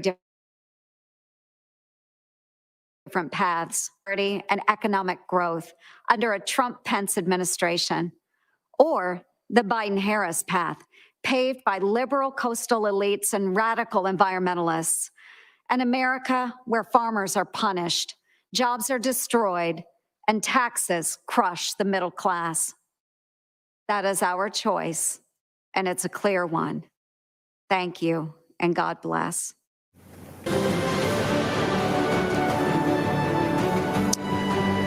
Ladies and gentlemen, I'm Burgess Owens. Shackled in the belly of a slave ship, an 8-year-old boy named Silas Burgess came to America to be sold on an auction block. By the grace of God and the courage of slaves who believed in freedom, Silas escaped through the Underground Railroad and settled in the great state of Texas. He went on to become a successful entrepreneur. He built his community's first church, first elementary school, and purchased 102 acres of farmland, which he paid off in 2 years. I'm here today, a candidate for Congress, because of my great-great-grandfather, Silas Burgess. I was raised in the South. Even through the challenges of segregation, we were taught that anything is possible in America. When I was 22 years old, I thought all my dreams had come true when I was drafted by the New York Jets. 10 years later, with a Pro Bowl nod and a Super Bowl championship under my belt, I left the NFL to start a business. I thought I could never fail, but years later I did, and I lost everything. As I moved my family of 6 into a 1-bedroom basement apartment in Brooklyn, New York, I had a choice to make: to feel sorry for myself or get to work. I worked as a chimney sweep during the day and a security guard at night. It was humbling to be recognized cleaning a chimney by someone who once cheered me as an NFL fan. But those hard days would pay off, and eventually I started a rewarding career in the corporate world. We live in a country where second chances are at the core of our American DNA. We don't hear that same message from Nancy Pelosi's Congress. Career politicians, elitists, and even a former bartender want us to believe it's impossible. They want us to believe that what I did, what my great-great-grandfather did, is impossible for ordinary Americans. As patriots, we know better. This November, we stand at a crossroad. Mobs torch our cities while popular members of Congress promote the same socialism that my father fought against in World War II. We have a Democratic candidate for president who says that I'm not black if I don't vote for him. Now who stand by their principles and won't compromise their values for political opportunities. Now, more than ever, we need leaders who will stand up to the lawlessness supported by the radical left. This November, we have an opportunity to reject the mob mentality and once again be the America that my great-great-grandfather believed in. During the Trump administration, business ownership among Blacks, Hispanics, and females have reached all-time highs. Those same groups enjoyed record low unemployment and unprecedented prosperity, and we're just getting started. I'm running for Congress because we don't need more career politicians. We need a few more chimney sweeps. We need more leaders like President Trump who understand the freedoms that make up the fabric of America. My fellow Americans, specifically my Democrat and independent friends, it is now time for us to unite and put aside partisan barriers. Help us win back the House, keep the Senate, and give our president 4 more years, and I promise you, we will make you proud. Thank you, and God bless the United States of America.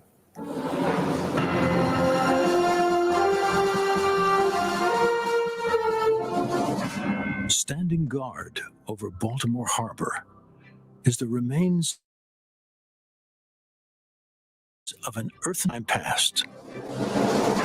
It recalls a time when the spirit of liberty stirred in men of renown who stood in the gap against the most powerful force in the world. 27 hours, 1,000 men, low on ammunition, firing scrap metal. The battle raged, insurmountable odds. A darkness fell upon this new nation. In the midst of the fight, the heroes of Fort McHenry were unmoved. The light of dawn overcame the darkness. The gallant flag hoisted above Fort McHenry, torn and battered, stood, victoriously observing a dejected enemy slowly retreating into the rising sun, inspiring the anthem of our nation. The spirit of liberty, not to be denied, the earthen star, Fort McHenry. A reminder of those brave patriots who, having done all, stood and veiled. It is why we stand today, honoring past, present, and future generations of freedom-loving Americans when we hear the anthem and raise the Star-Spangled Banner. Good evening, America. I'm Laura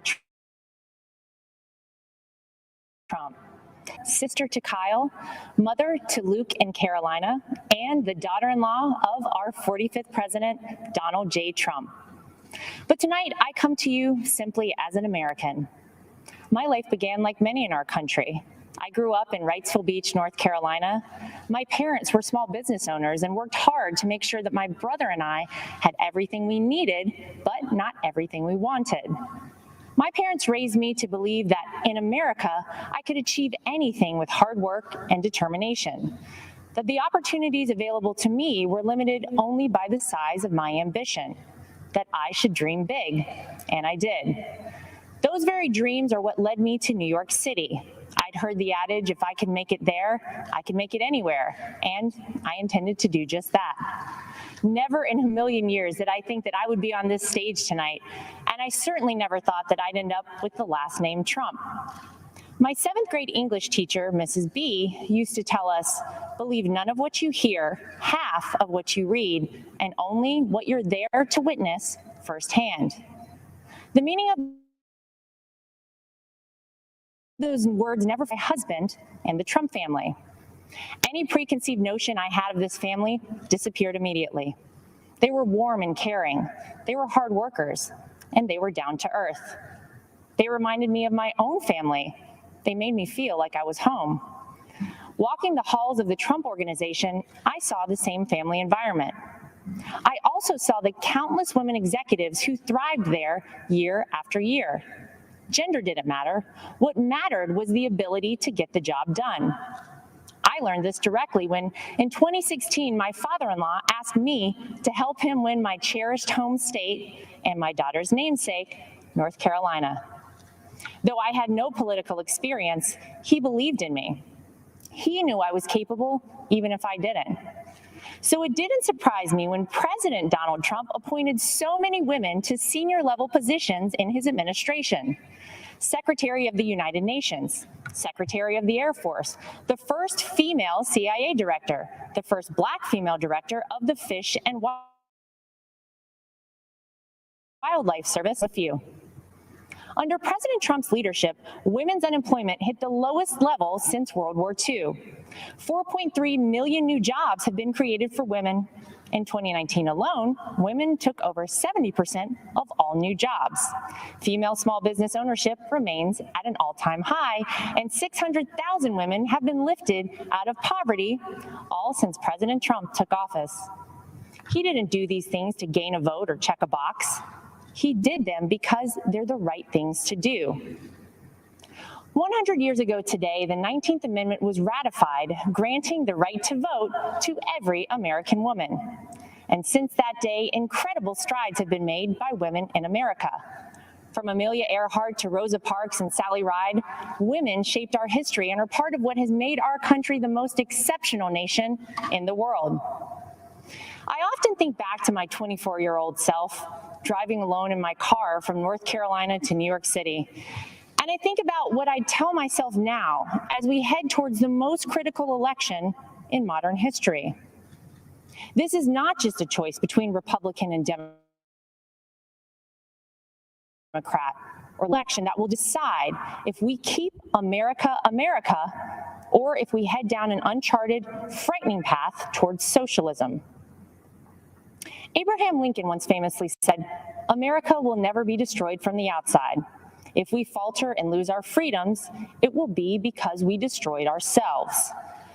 While those words were spoken over 150 years ago, never have they been more relevant. Will we choose the right path and maintain the unique freedoms and boundless opportunities that make this country the greatest in the history of the world? Will we remain the beacon of hope for those around the world fighting oppression, communism, and tyranny? The choice is ours. I know the promise of America because I've lived it, not just as a member of the Trump family, but as a woman who knows what it's like to work in blue-collar jobs, to serve customers for tips, and to aspire to rise. When I look at my son Luke and my daughter Carolina, I wonder, what sort of country will I be leaving for them, for our future generations? In recent months, we've seen weak, spineless politicians seize control of our great American cities to violent mobs. Defund the police is the rallying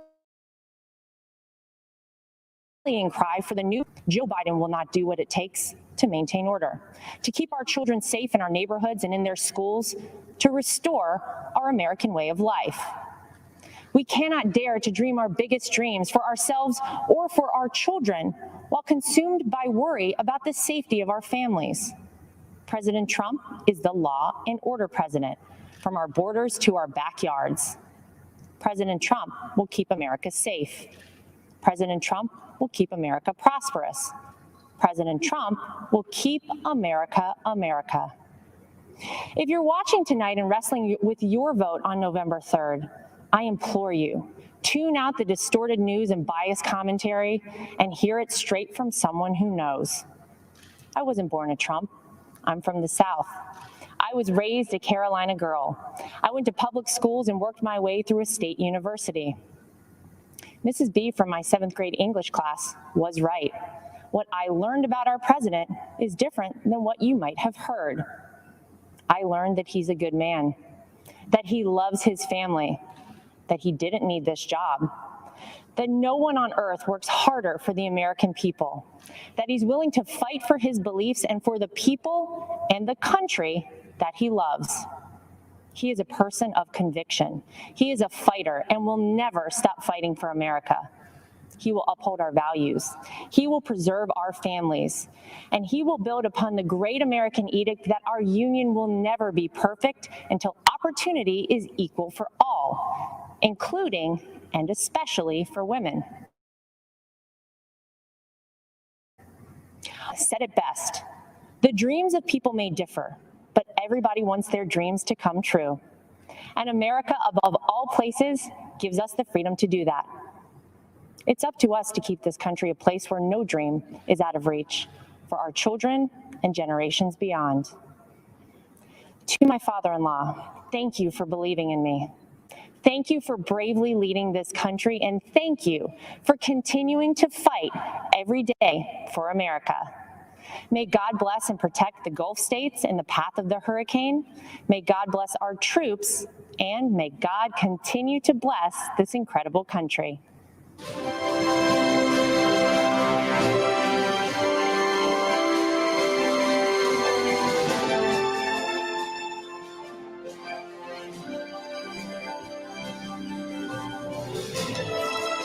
Good evening. My name is Sam Vigil. There is a hole in my heart since my beloved Jackie was taken from me. This is her story. There were two things. One was to go to the gym and tweet out Bible verses and prayers to her friends. On November 19th, the tweet stopped. That day started out like any other day. She left for the gym early in the morning. I heard the garage door open. Seconds later, I heard the car horn. I went outside to see if she had forgotten something. What I saw was a Jeep blocking her car in the driveway. I noticed the bullet hole in Jackie's window. I saw someone jumping into the Jeep and speeding away. Jackie had just been shot and killed in cold blood. We think this was a carjacking gone wrong, very wrong. Every time I open the garage door or stand in the driveway, I hear that horn. I see her slumped in the seat. When I go to bed at night, that sound and image haunt me. That's being served by too many families left behind by senseless killings. Albuquerque, where I live, is one of the most violent cities in the country. Fewer than 50% of homicides are solved.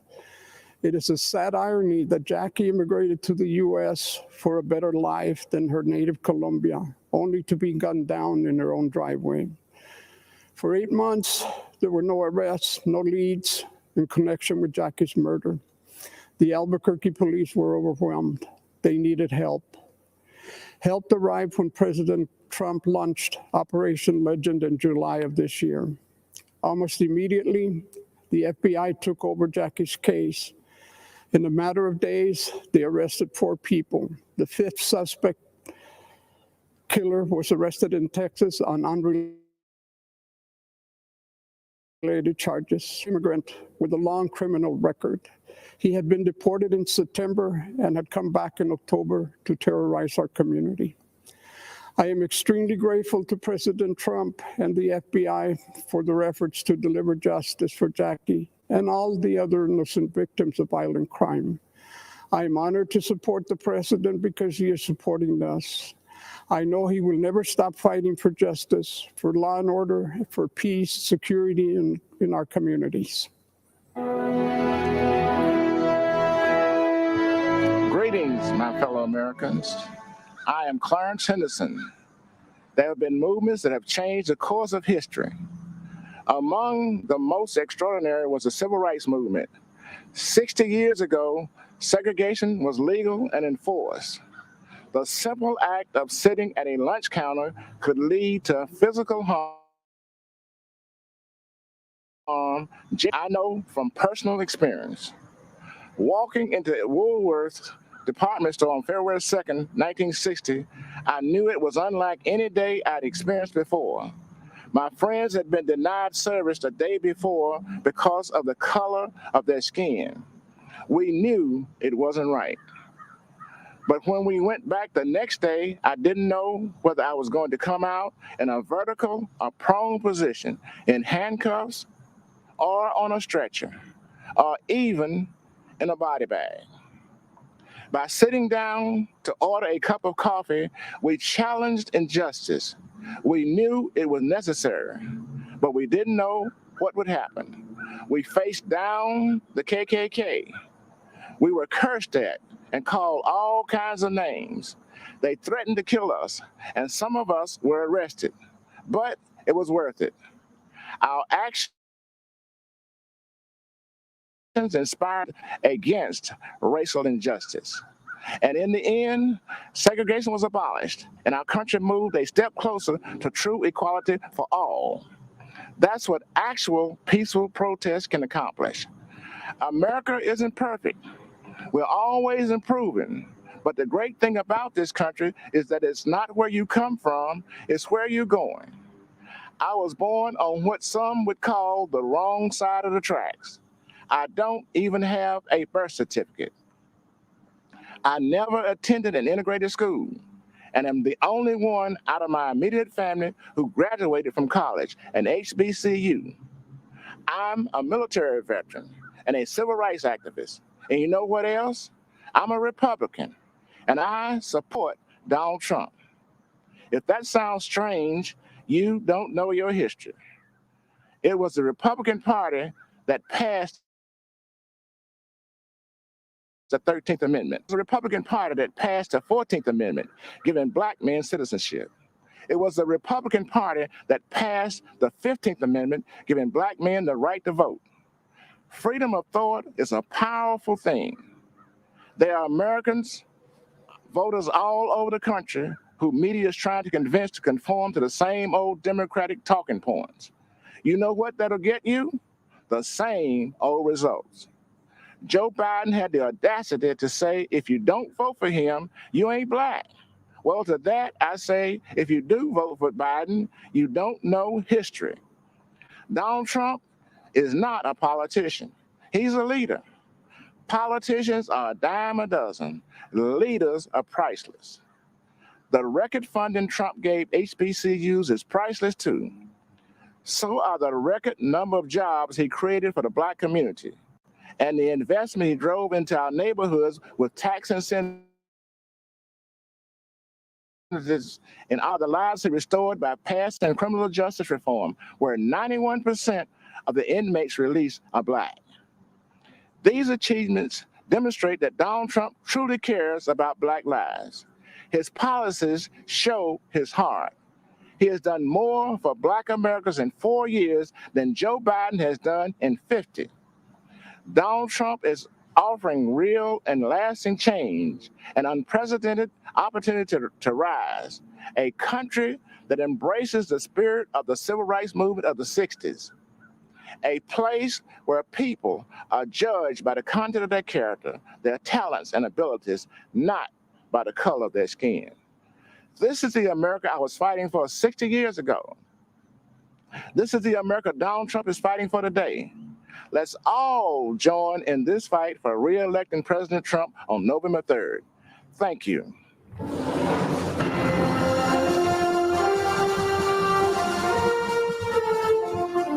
During the presidential primary debates 4 years ago, one outsider stood alone and said in public what most Americans thought in private. It was 14 years after the start of the war in Afghanistan and 12 years after the invasion of Iraq, where thousands of American troops had died and trillions in taxpayer dollars had been spent. And yet no candidate could bring themselves to admit that something had gone badly wrong with American foreign policy. That the American voter, the American soldier, and the American taxpayer had all been let down. Trump. He called America's endless wars what they were, a disaster. The media was shocked because Donald Trump was running as a Republican. And yet he said out loud what we all knew, that American foreign policy was failing to make Americans safer. After the end of the Cold War, Democrats and Republicans in Washington bought into the illusion that the whole world would start to resemble America.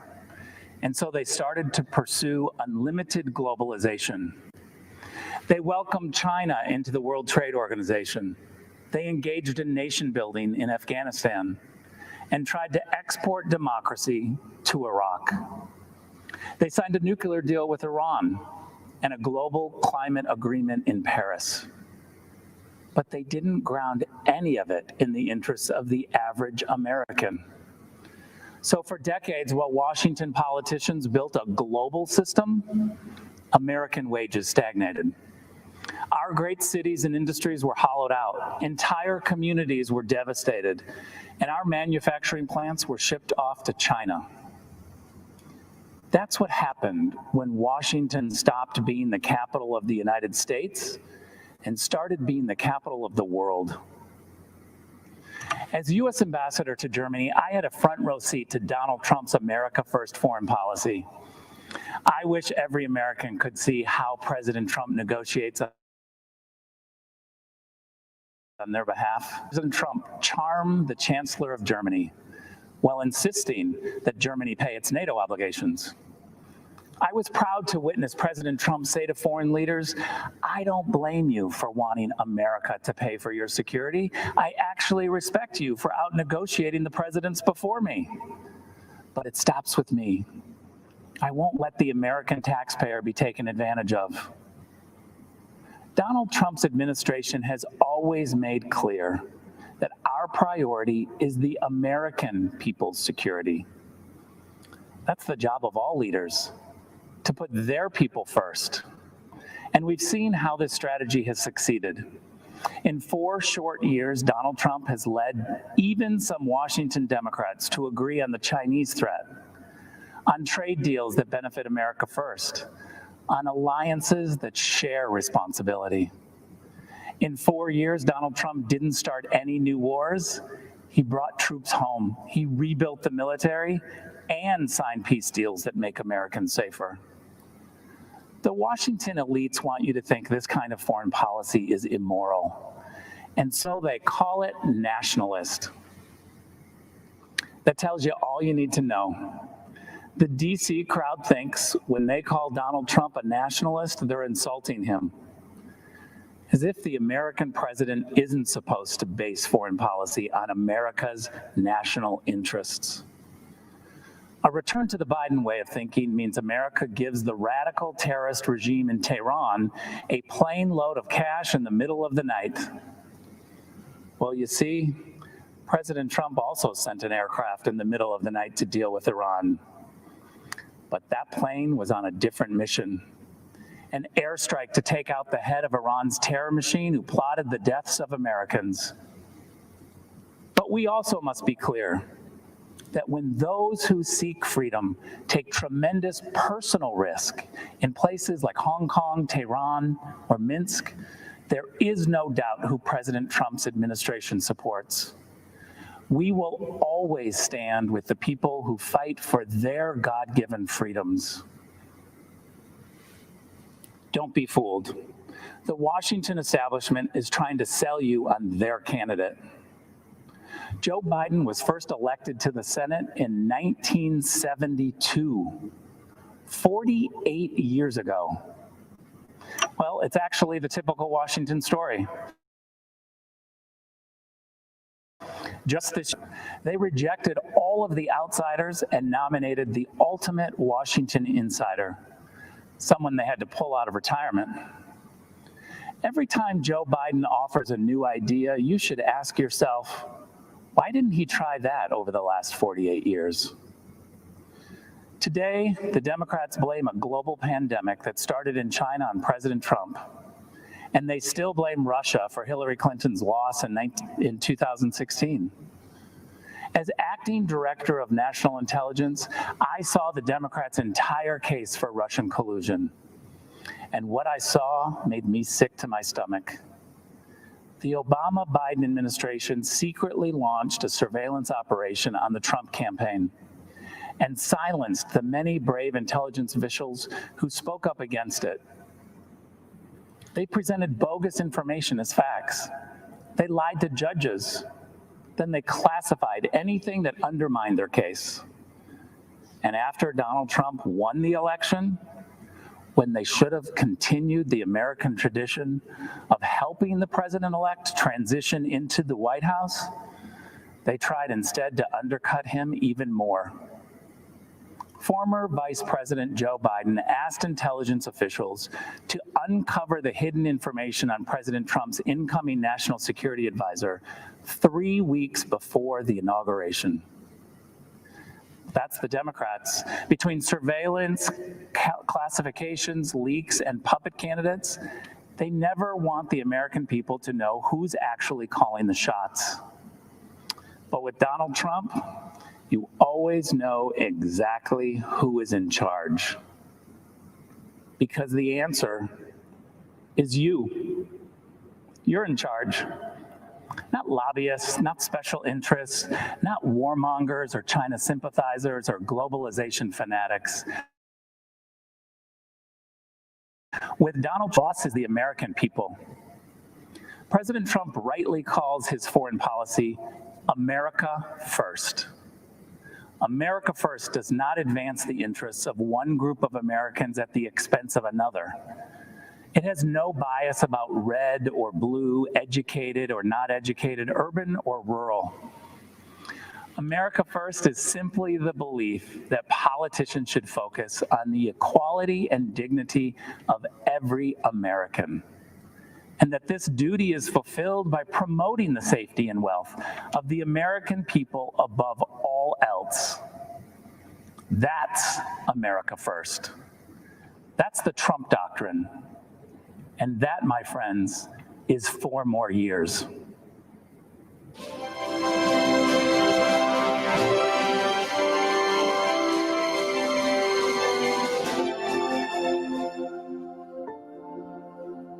By dawn's early light, millions of Americans give thanks for this land, our liberties. That same pride inspired the words of our national anthem, penned here as the smoke of battle lifted over 2 centuries ago. When those American soldiers bravely fought and died, repelling the British onslaught, they did so not only for our people, which that flag represented, but for our principles, for which the flag stood, our God-given freedoms, the right to life, liberty, and the pursuit of happiness, equality under the law, government by the people. These are the threads that bind us together as Americans, for we are not a nation born of blood, but of belief. And even though that old flag has sometimes been battered and beaten, faded and forgotten, fired upon and set ablaze, there are heroes throughout our history who have picked up those tattered strands, mended them, and raised our flag anew. Just as the soldiers at Fort McHenry fought in defense of the beliefs that bind us today, devoted their life to do the same.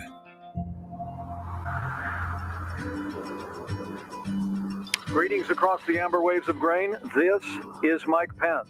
Across Indiana highways and homes, his voice warmly welcomed Hoosiers each morning. Mike Pence filled the radio waves with conservative commentary, guarding our American ideals. But much like the man who inspired him, Mike didn't grow up a Republican. As President Reagan said, freedom is never more than 1 generation away from extinction. His grandfather was a hard-working Irish immigrant who drove a bus to provide for his family. His father served our nation bravely in the Korean War and earned a Bronze Star. Mike was the third of 6 children, raised here in Columbus, Indiana, with a cornfield in his backyard. The foundation of America is freedom, and the foundation of freedom. It was in this small Indiana town his foundation of faith in Jesus Christ was laid. And from that conviction sprung his love of people and service to others. It was at a church service where Mike met the love of his life, Karen. They married and have 3 children, Michael, Charlotte, and Audrey. I'm a Christian, a conservative, and a Republican, in that order. Mike became the president of a free market think tank, the host of a statewide conservative radio show, and then a congressman. In Washington, Mike quickly became known as a foremost defender of freedom. He led conservatives in the fight to protect our time-honored values of family, faith, life, liberty, and limited government. Our nation's strength begins at home, because strong families make a strong America. Mike earned the trust of the people of his state and delivered the largest state tax cut in Indiana history, expanded school choice, led the country in manufacturing, and helped more Hoosiers get to work than ever before. But he wasn't through.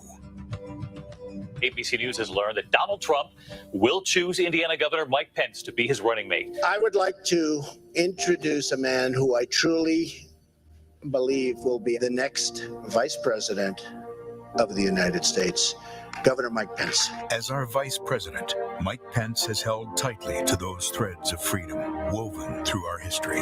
Leading with those principles alongside President Trump, our nation experienced prosperity like never before. He is solid as a rock. He's been a fantastic vice president. And now, in these uncertain days, we are equipped to overcome. In times of trouble, some call to retreat from those ideals. But Americans throughout history have lifted them in triumph, hope, and resilience. Mike Pence do not merely represent who we are, but more importantly, what we can be. As the sun rises again on America, we lift our eyes to those lofty truths, to guide our country and every one of us to greater heights. In this land of the free and home of the brave. Vice President Mike Pence.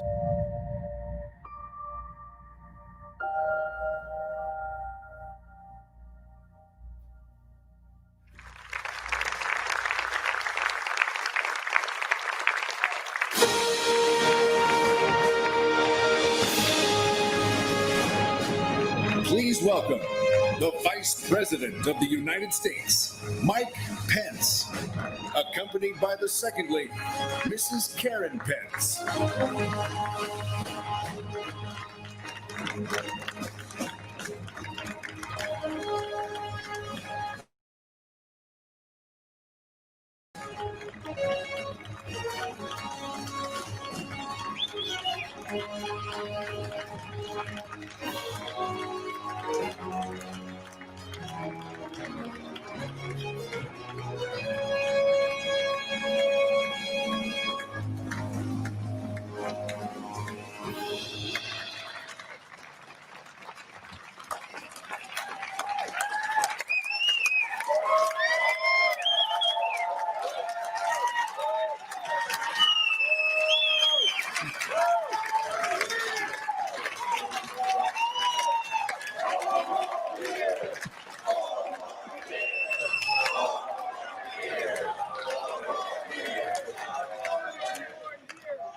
Good evening, America.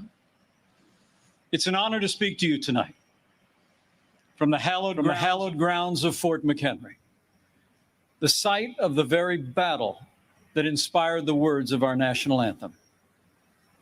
Those words have inspired this land of heroes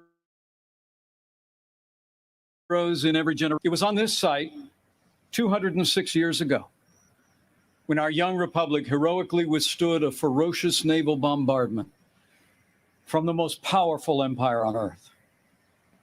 They came to crush our revolution, to divide our nation, and to end the American experiment. The heroes who held this fort took their stand for life, liberty, freedom, and the American flag. And those ideals have defined our nation. But they were hardly ever mentioned at last week's Democratic National Convention. Instead, Democrats spent 4 days attacking America. Joe Biden said that we were living through a season of darkness. But as President Trump said, where Joe Biden sees American darkness, brightness.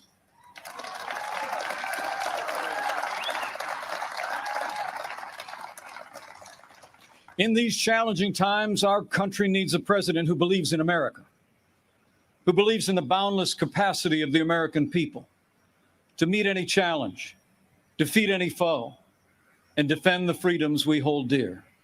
America needs 4 more years of President Donald Trump in the White House.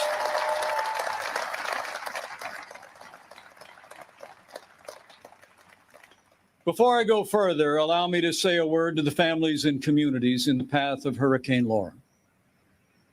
Our prayers are with you tonight, and our administration is working closely with authorities in the states that will be impacted. FEMA has mobilized resources and supplies for those in harm's way.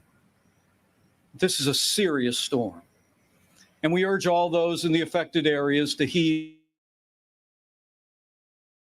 state and local authorities, and know that we'll be with you every step of the way to support, rescue, respond, and recover in the days and weeks ahead. That's what Americans do.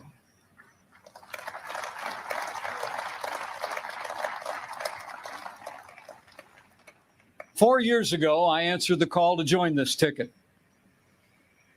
because I knew that Donald Trump had the leadership and the vision to make America great again. And for the last 4 years, I've watched this president endure unrelenting attacks, but get up every day and fight to keep the promises that he made to the American people. So with gratitude for the confidence President Donald Trump has placed in me, the support of our Republican Party, and the grace of God, I humbly accept your nomination to run and serve as Vice President of the United States.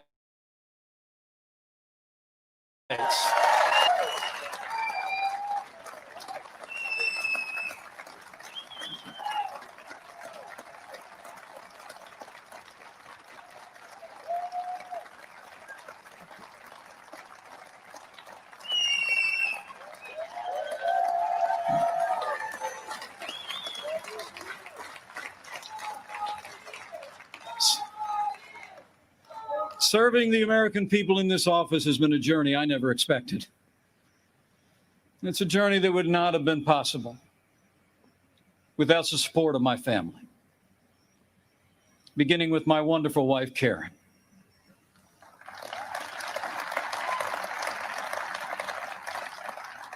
She's a lifelong school teacher, an incredible mother to our 3 children. And she is one outstanding Second Lady of the United States. I'm so proud of you.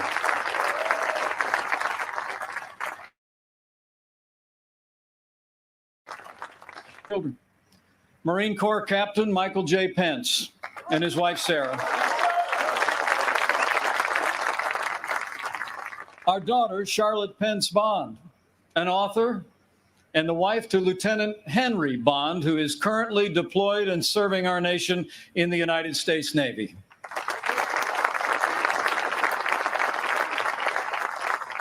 And our youngest, a recent law school grad, our daughter Audrey, and her fiance, who, like so many other Americans, had to delay their wedding this summer. But we can't wait for Dan to be a part of our family.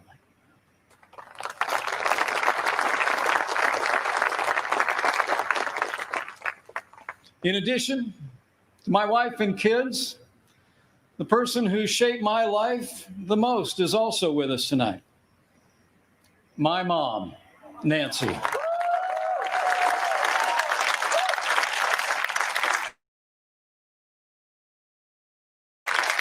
She is the daughter of an Irish immigrant, 87 years young.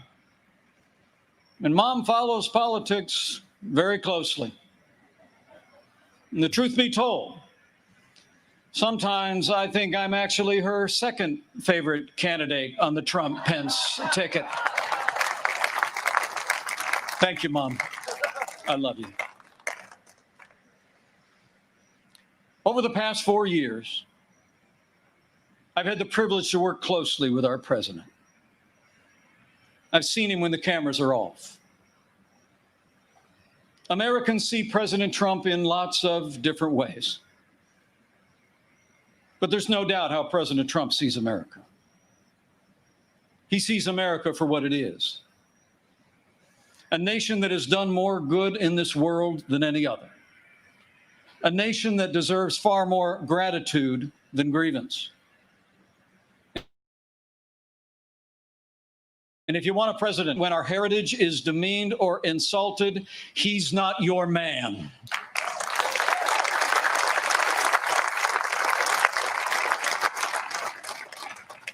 Now, we came by very different routes to this partnership.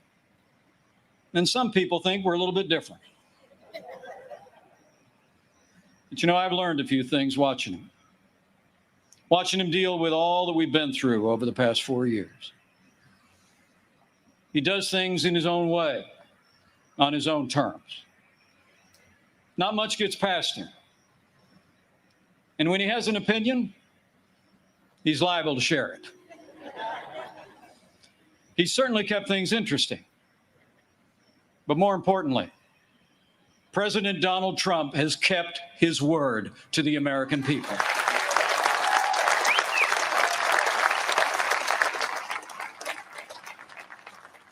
In a city known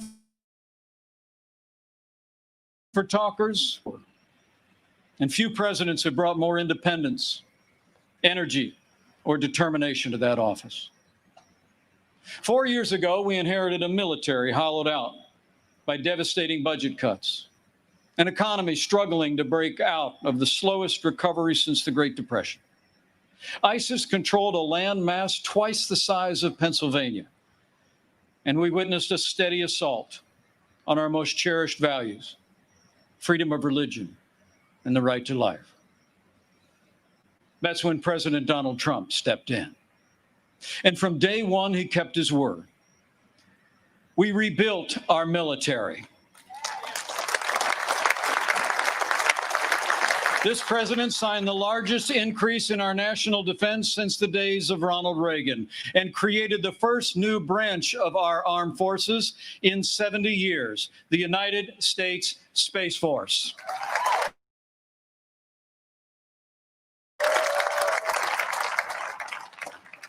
And with that renewed energy, we also returned American astronauts to space on an American rocket for the first time in nearly 10 years.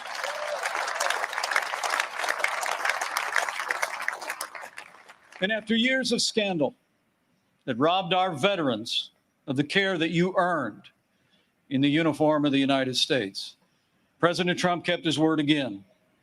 We reformed the VA, and Veterans Choice is now available for every veteran in America.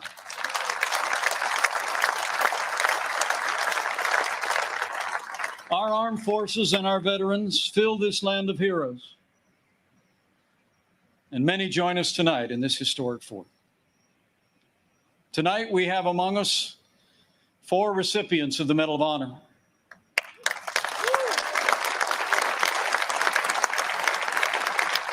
Six recipients of the Purple Heart. A Gold Star mother of a gallant Navy SEAL. And wounded warriors from Soldier Strong, veterans every day. We are honored by your presence, and we thank you for your service.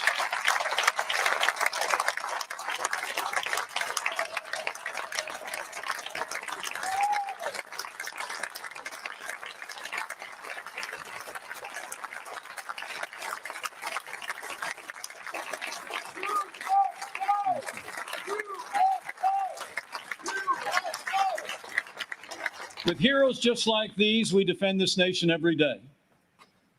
And under this commander-in-chief, we've taken the fight to radical Islamic terrorists on our terms, on their soil. Last year, American armed forces took the last inch of ISIS territory, crushed their caliphate, and took down their leader without one American casualty. And I was there when President Trump gave the order to take out the world's most dangerous terrorist. Iran's top general will never harm us. Qasem Soleimani is gone.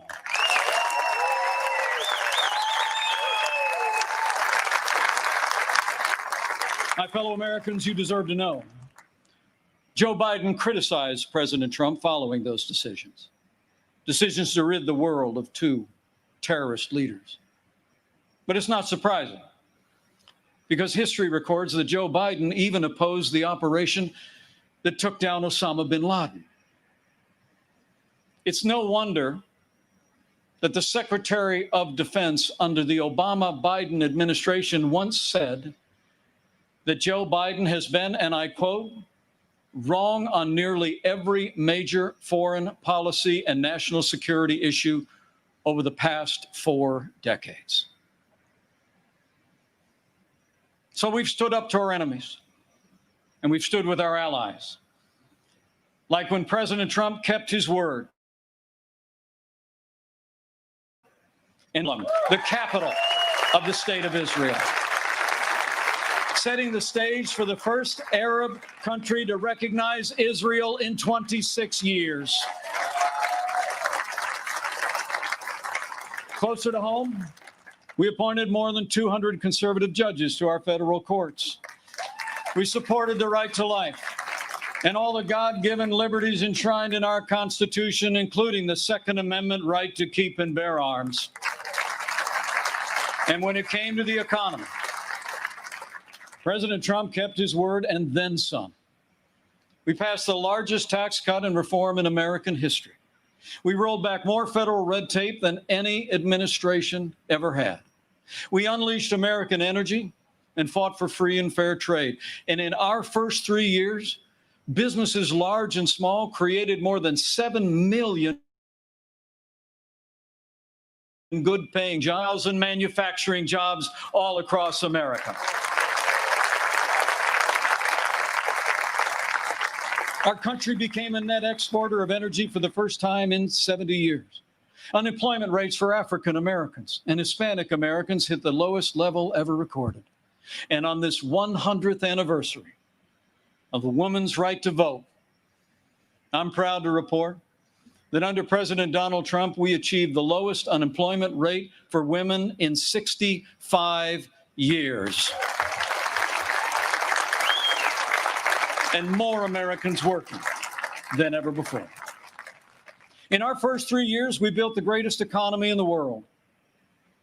We made America great again.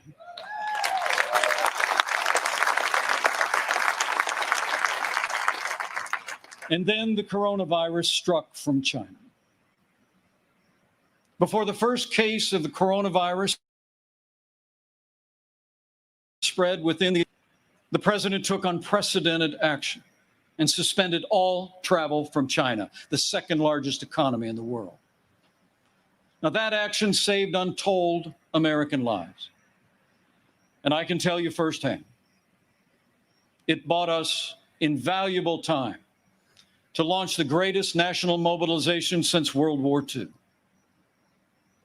President Trump marshaled the full resources of our federal government from the outset. He directed us to forge a seamless partnership with governors across America in both political parties. We partnered with private industry to reinvent testing and produce supplies that were distributed to hospitals around the land.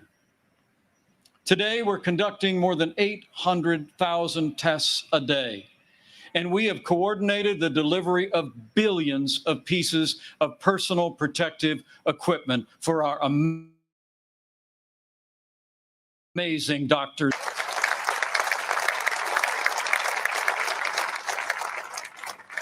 We saw to the manufacture of 100,000 ventilators in 100 days. And no one who required a ventilator was ever denied a ventilator in the United States.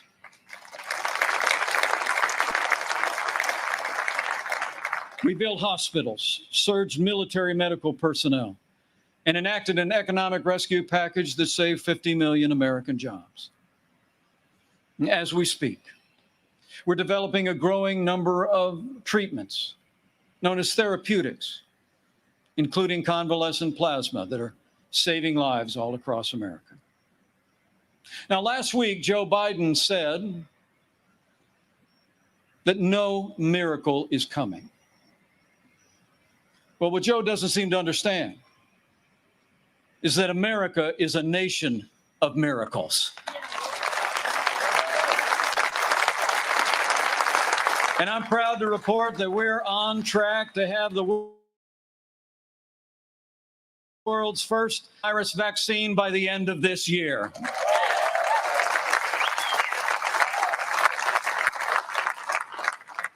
After all the sacrifice in this year like no other, all the hardship, we're finding our way forward again.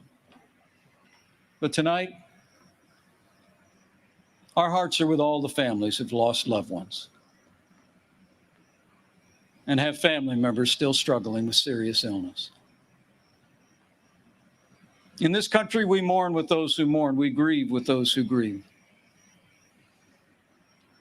And this night, I know that millions of Americans will pause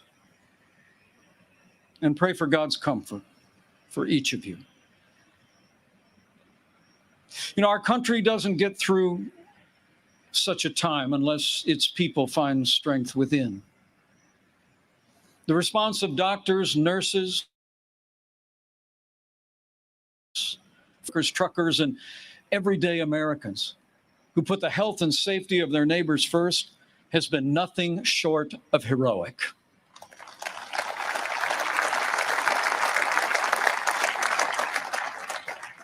Veronica Sayez put on her scrubs every day.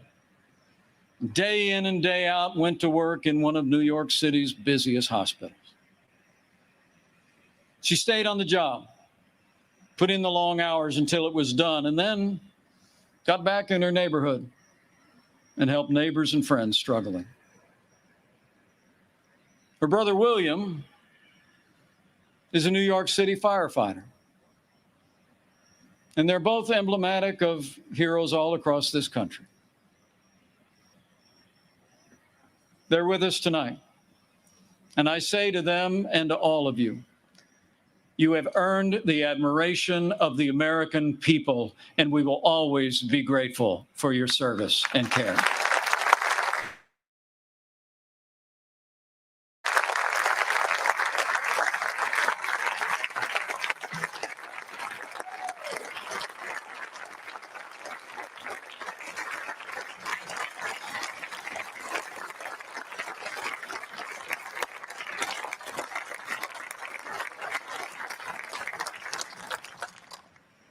Thanks to the courage and compassion of the American people, we're slowing the spread.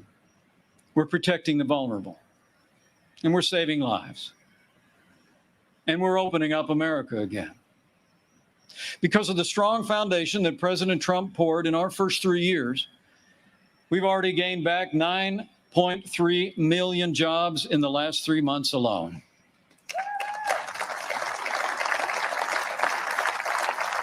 And we're not just opening up America again.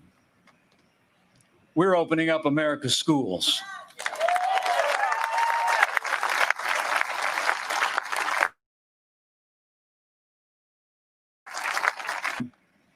That school teacher I've been married to will be returning to her classroom next week. And so to all of our heroic teachers and faculty and staff, thank you for being there for our kids. We're going to stay with you every step of the way.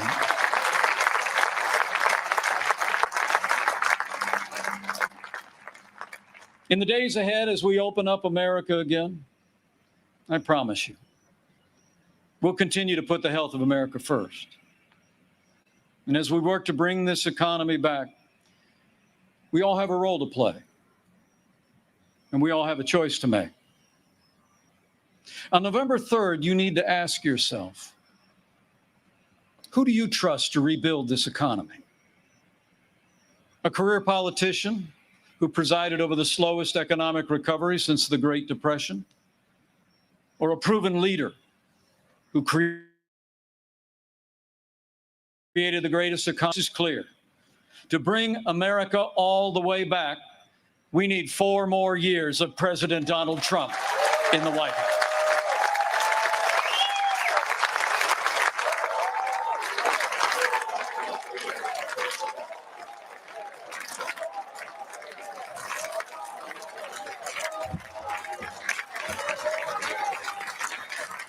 My fellow Americans, we're passing through a time of testing. But in the midst of this global pandemic, just as our nation had begun to recover, violence and chaos in the streets of our major cities. President Trump and I will always support the right of Americans to peaceful protest. But rioting and looting is not peaceful protest. Tearing down statues is not free speech. And those who do so will be prosecuted to the fullest extent of the law.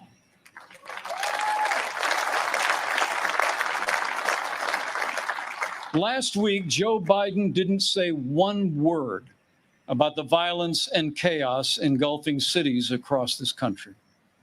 So let me be clear.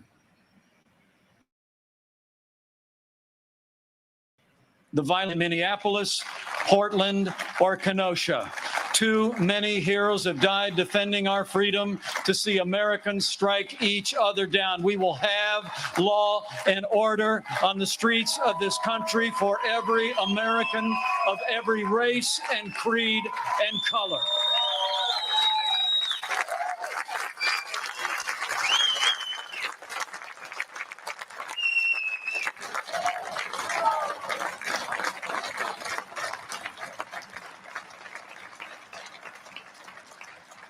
President Trump and I know that the men and women that put on the uniform of law enforcement are the best of us.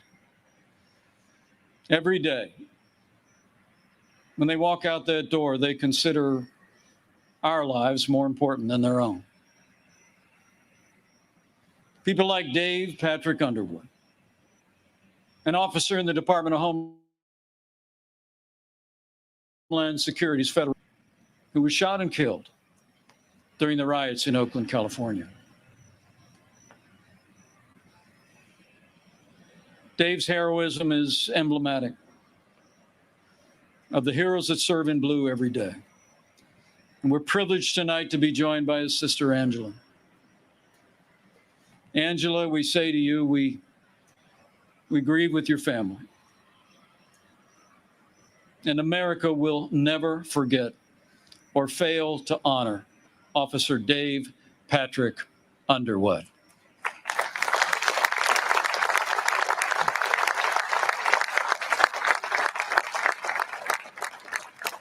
The American people know we don't have to choose between supporting law enforcement and standing with our African American neighbors to improve the quality of their lives, education, jobs, and safe. Days of this administration, we've done both. And we will keep supporting law enforcement and keep supporting our African American and minority communities across this land for 4 more years.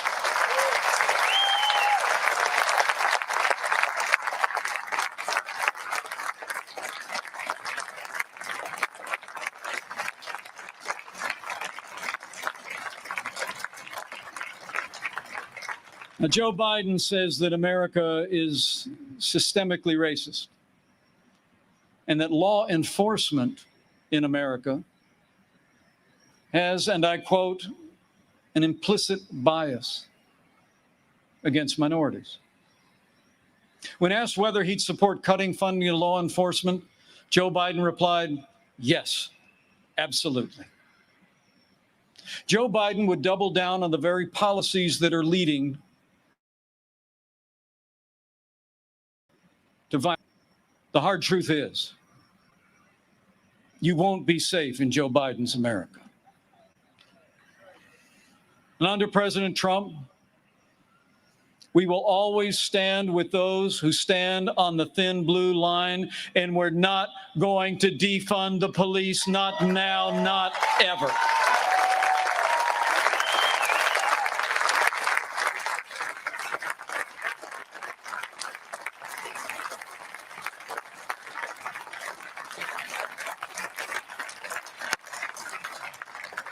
My fellow Americans, we're passing through a time of testing, but soon we will come to a time for choosing. Joe Biden has referred to himself as a transition candidate, and many were asking, transition to what? But last week, Democrats didn't talk very much about their agenda. I wouldn't either. I mean, Bernie Sanders did tell his followers that Joe Biden would be the most liberal president in modern times. In fact, he said, and I quote, that many of the ideas he fought for, that just a few years ago were considered radical, are now mainstream in the Democratic Party. At the root of their agenda is the belief that America is driven by envy, not aspiration. That millions of Americans harbor ill will toward our neighbors instead of loving our neighbors as ourselves. The radical left believes that the federal government must be involved in every aspect of our lives to correct those American wrongs. They believe the federal government needs to dictate how Americans live, how we should work, how we should raise our children, and in the process deprive our people of freedom, prosperity, and security. Their agenda is based on government control. Our agenda is based on freedom.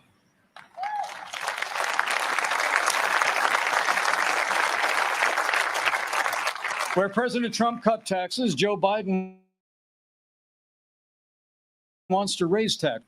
Where this president achieved energy independence for the United States, Joe Biden would abolish fossil fuels, end fracking, and impose a regime of climate change regulations that would drastically increase the cost of living for working families. Where we fought for free and fair trade, and this president stood up to China and ended the era of economic surrender, Joe Biden has been a cheerleader for communist China. He wants to repeal all the tariffs that are leveling the playing field for American workers. And he actually criticized President Trump for suspending all travel to China at the outset of this pandemic. Joe Biden is for open borders, sanctuary cities, free lawyers and health care for illegal immigrants. And President Trump, he secured our border and built nearly 300 miles of that border wall. Joe Biden wants to end school choice. And President Trump believes that every parent should have the right to choose where their children go to school, regardless of their income or area code. President Trump has stood without apology for the sanctity of human life every day of this administration. Joe Biden, he supports taxpayer funding of abortion right up to the moment of birth. When you consider their agenda, it's clear. Joe Biden would be nothing more than a Trojan horse for the radical left. The choice in this election has never been clearer, and the stakes have never been higher. Last week, Joe Biden said democracy's on the ballot. Is on the ballot. Law and order are on the ballot. But so are things far more fundamental and foundational to our country. In this election, it's Not so much whether America will be more conservative or more liberal, more Republican or more Democrat. The choice in this election is whether America remains America. It's whether we will leave to our children and our grandchildren a country grounded in our highest ideals of freedom, free markets, and the unalienable right to life and liberty, or whether we will leave them a country that's fundamentally transformed into something else. We stand at a crossroads, America. President Trump has set our nation on a path of freedom and opportunity. Joe Biden would set America on a path of socialism and decline. But we're not going to let it happen.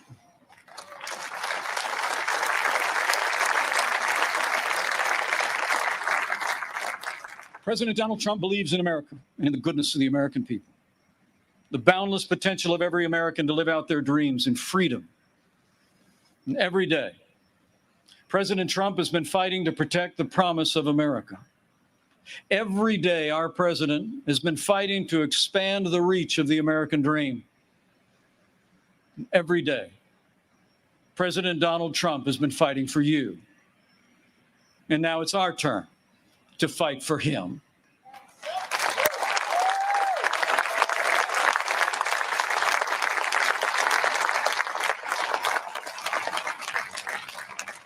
On this night in the company of heroes, I'm deeply grateful. Deeply grateful for the privilege of serving as Vice President of this great nation.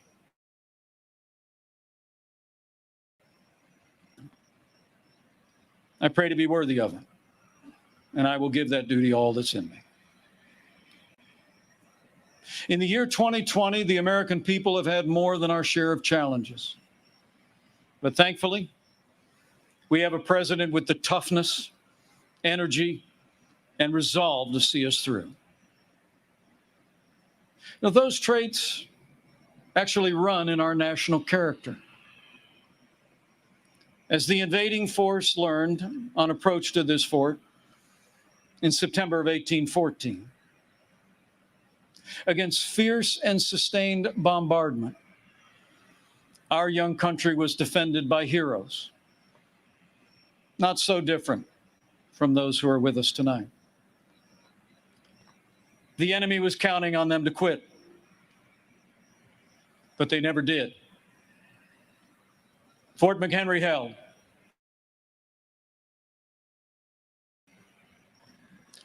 Our flag was still here.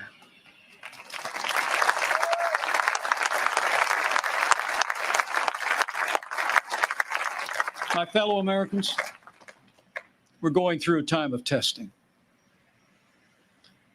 But if you look through the fog of these challenging times,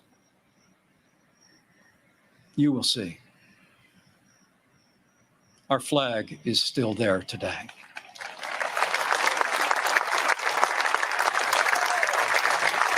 That star-spangled banner still waves over the land of the free and the home of the brave.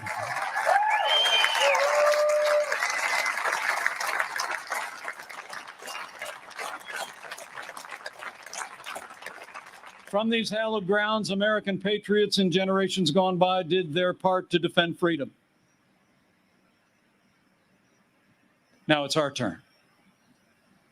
So let's run the race.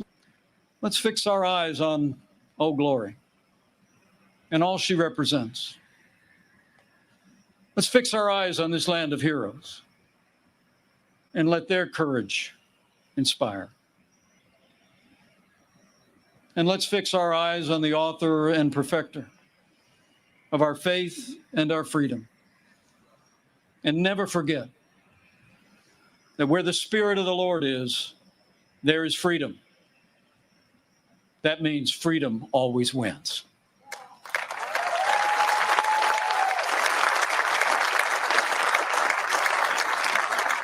My fellow Americans, thank you for the honor of addressing you tonight and the opportunity to run and serve again as your vice president. I leave here today inspired And I leave here today more convinced than ever that we will do in our time, as Americans have done throughout our long and storied past. We will defend our freedom and our way of life. We will reelect our president and principled Republican leaders across the land. And with President Donald Trump in the White House for 4 more years, make America great again. Again. Thank you. God bless you. And God bless the United States of America.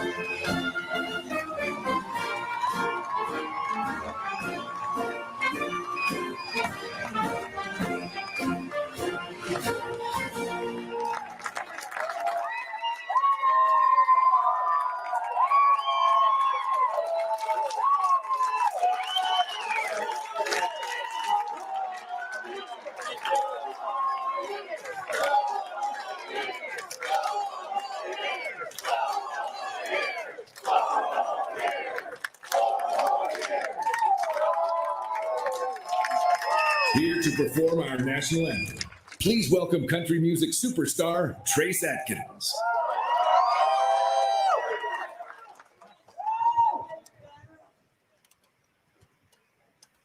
God bless you, Mr. President.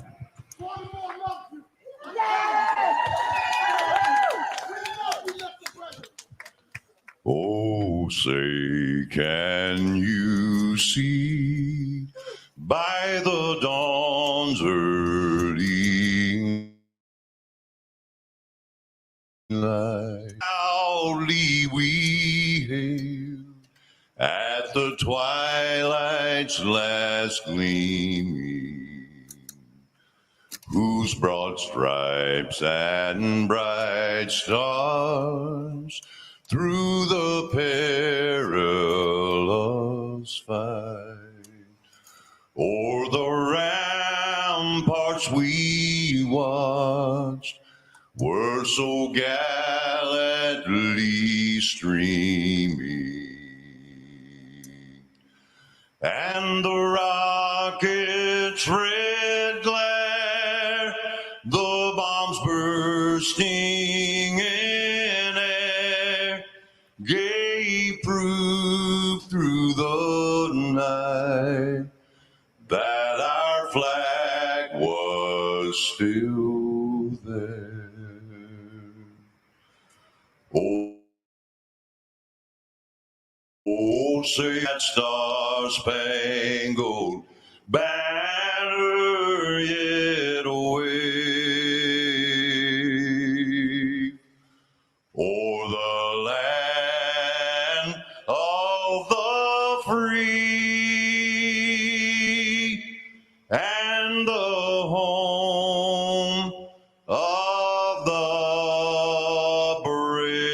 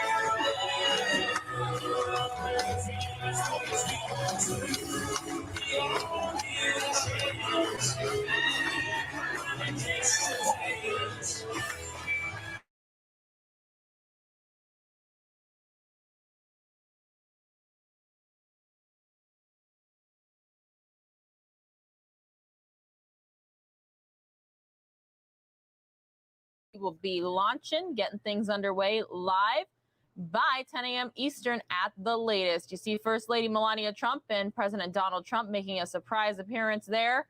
The RNC Night 3, Night 4 is tomorrow. We'll have all your coverage here as well. Everybody take care. We are tracking Hurricane Laura and keeping everyone in Southeast Texas and Southwestern Louisiana definitely in our thoughts as she inches closer and closer to the coastline.